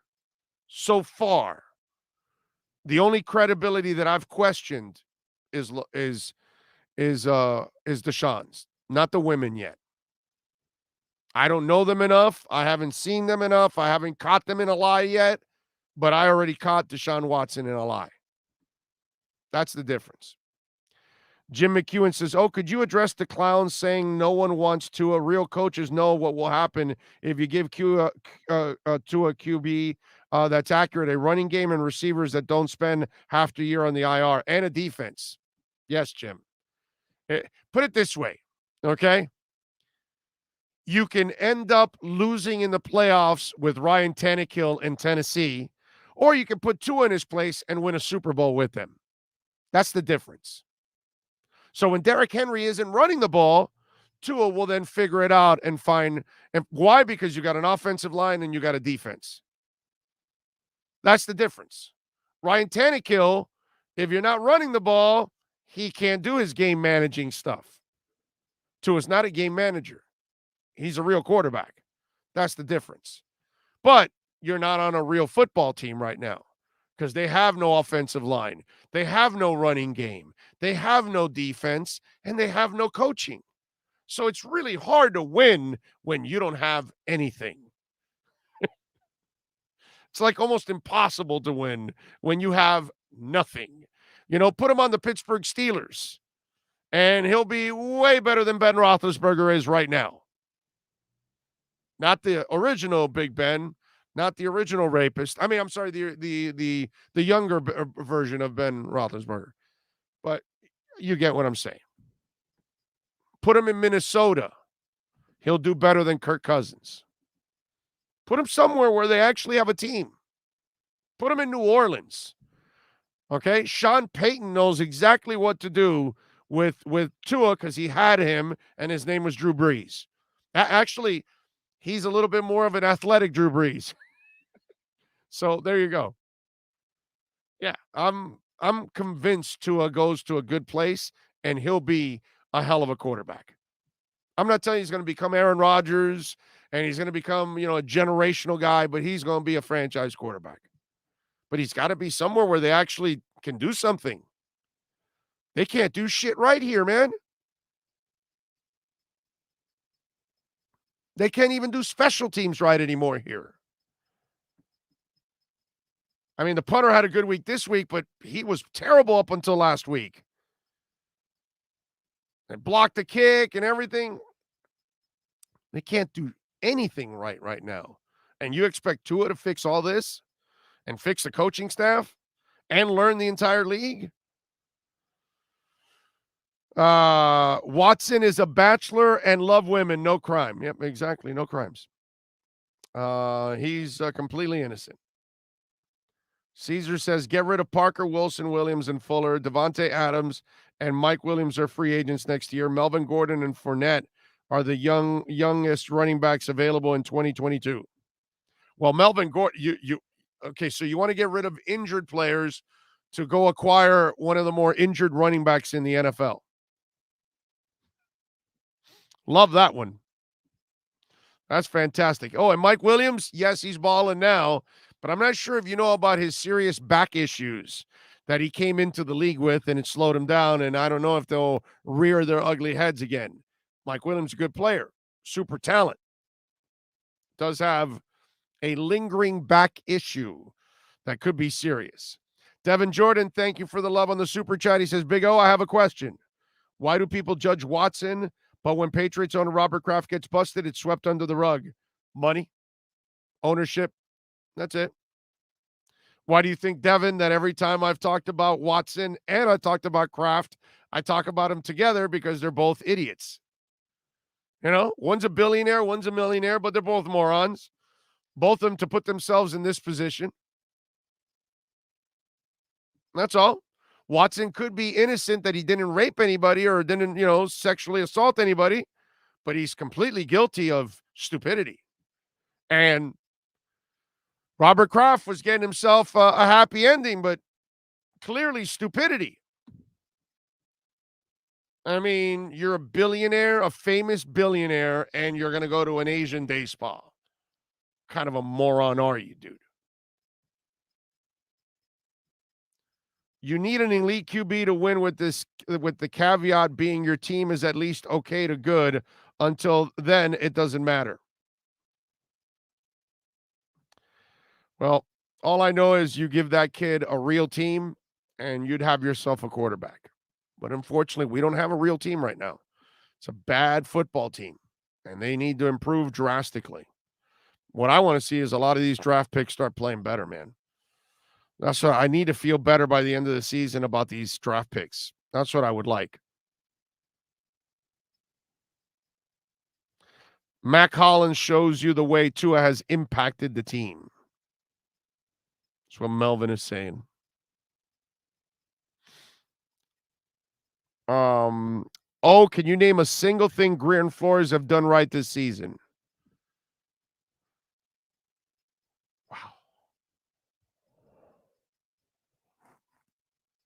Wow.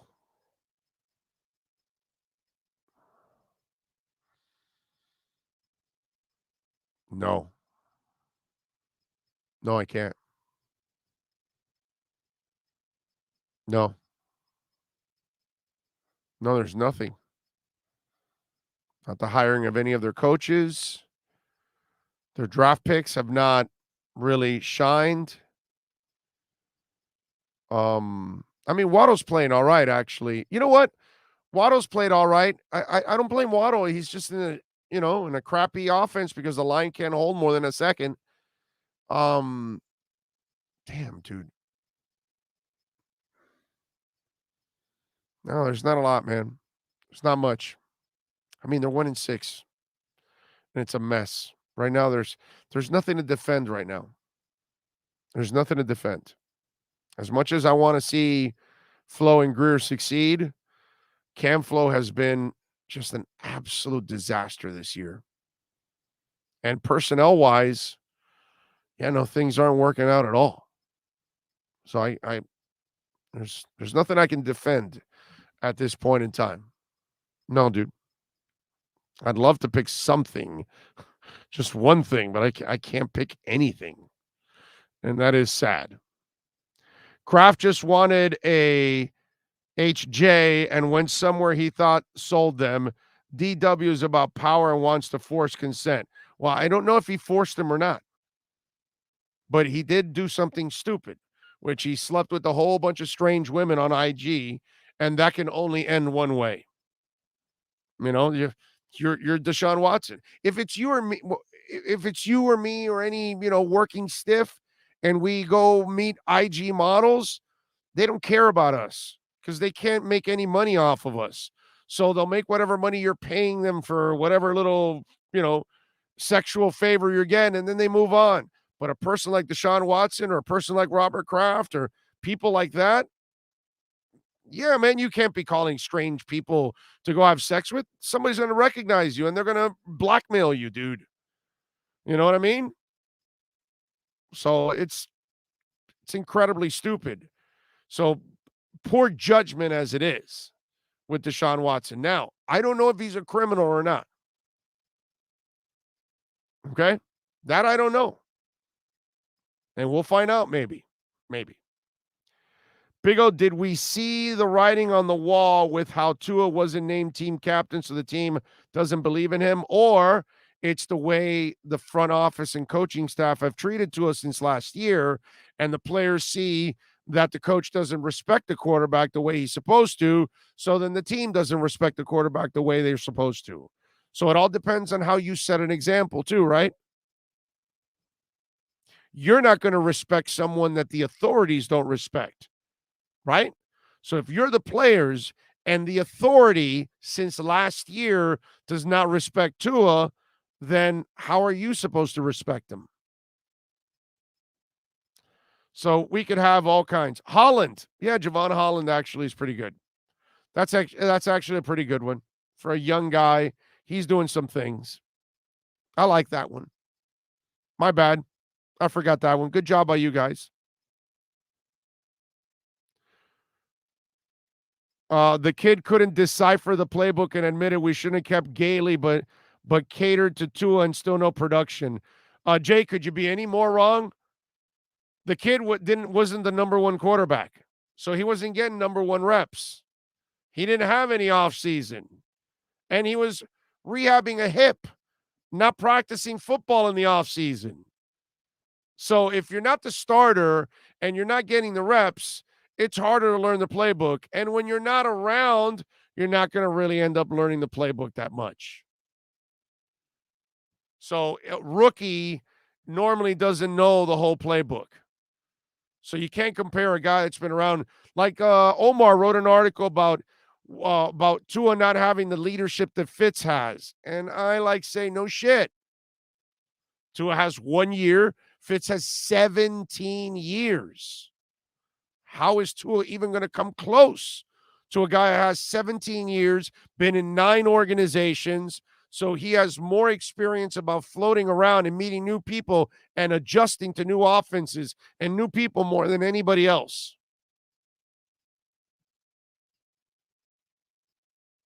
That's like getting some fresh-faced kid out of college to be a radio host, and you put them anywhere near some of us that have been doing it for 10, 15, 20, 30 years. And that kid's going to look like a complete imbecile next to the rest of us.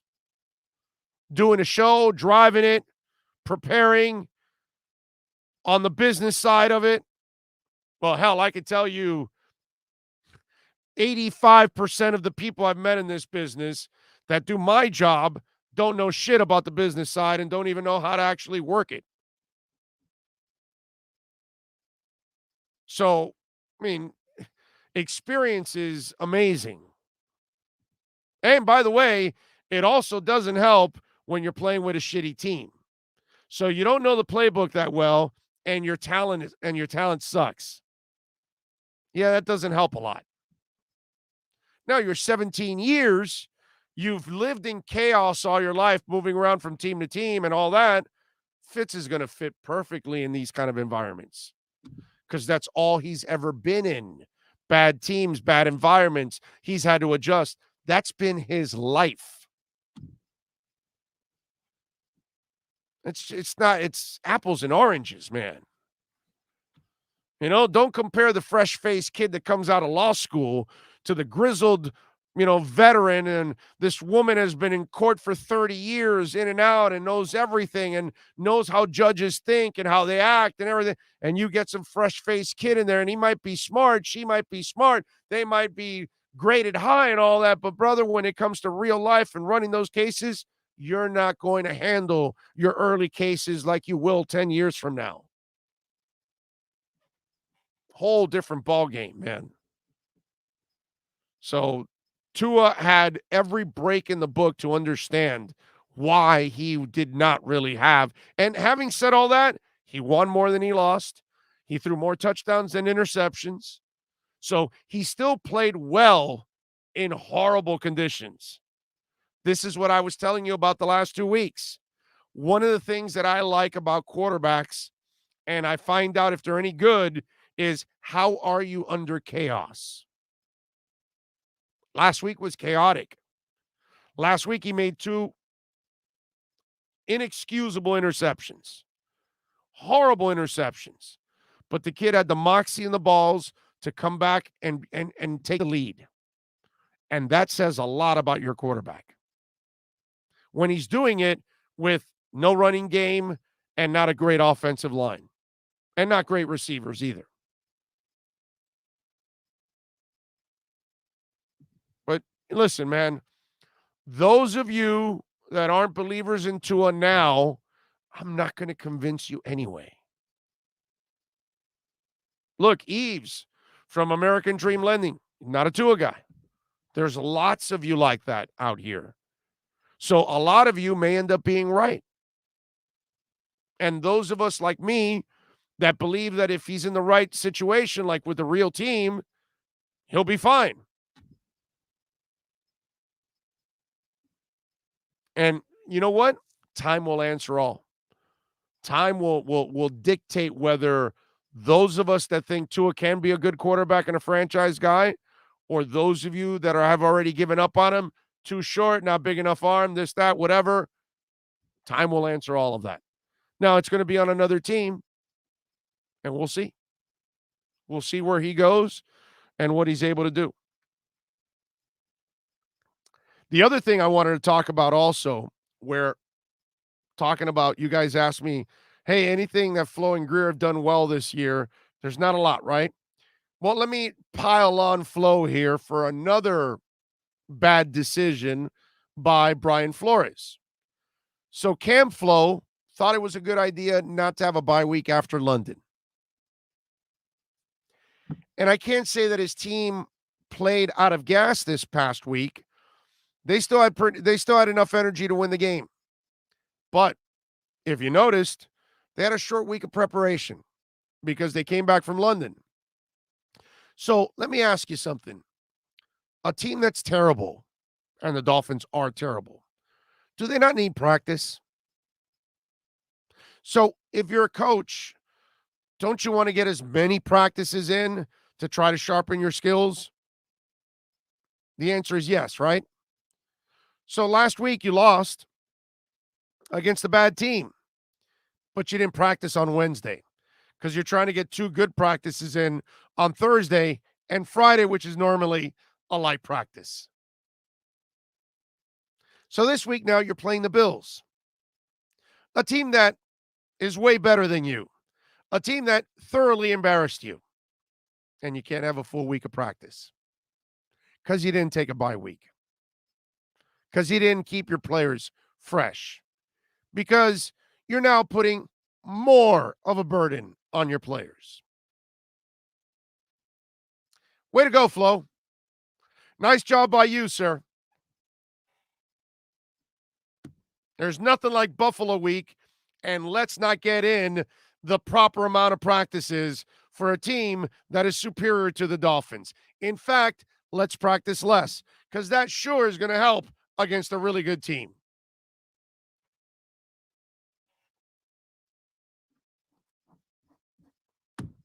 The decisions that go on here by this coach this year is baffling. And it smells and reeks of, I'm smarter than you, I know more than you, you know nothing, I know what's best in every scenario, listen to me, screw you. That's what it comes off of. That's what everything has come off as. Because this isn't a distraction. The whole Tua Watson mess. It's not a distraction that you created an absolute clown show with your offensive coordinators. It isn't a mess that your offensive line coach has never produced a great offensive line. And it's one after another, after another, after another, after another. So you are taking the last 2 Wednesdays are walkthroughs. That Wednesday and Thursday should be your hard-hitting games, your hard-hitting practices. So now Thursday and Friday are your practices.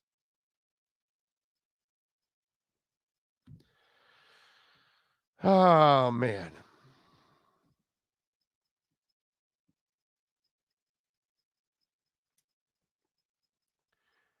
The Vanguards of Manhood says, if you have a smart lawyer, then place conditions on the trade. This is a procedure done regularly with injured players. Why not under legal proceedings? Not going to happen. They're not going to go for that. That's why they're doing it now, dude. Because they want you to commit to it, and it's peace. It's buy as is. You know, you ever gone on eBay or something like that, or there's a car you're trying to buy and it says buy as is, no questions asked. So if it's a clunker or something happens to it a week later, a month later, it's your problem. Buy as is. That's it. The contingency stuff, That ain't going to fly. All right, we thank David Dwork. We thank Joe Shad, of course, and Eve Shams also calling us here on the program. And, of course, Sean Stanley, baby, the man, the myth, the legend, always getting it done. We love you all. Tomorrow, we're going to be at Craig Zinn's Acura Pembroke Pines. So come on out, 15601 Pines Boulevard. Your voice is already running out of Pines and I-75. Please come on out and join us. Really appreciate your support out there. As always, let's see. What else was I going to say? Oh, yes. And Sunday, let's please come on out to Sports Grill in Miami Lakes. It's our last broadcast at Sports Grill in Miami Lakes before we move over to Bird Road. We shall see you hopefully on Sunday. You all be good out there. Much love. Thank you. We'll see you tomorrow from Craig Zinn's. Same time, same place, same bat channel. This is the Big O Show.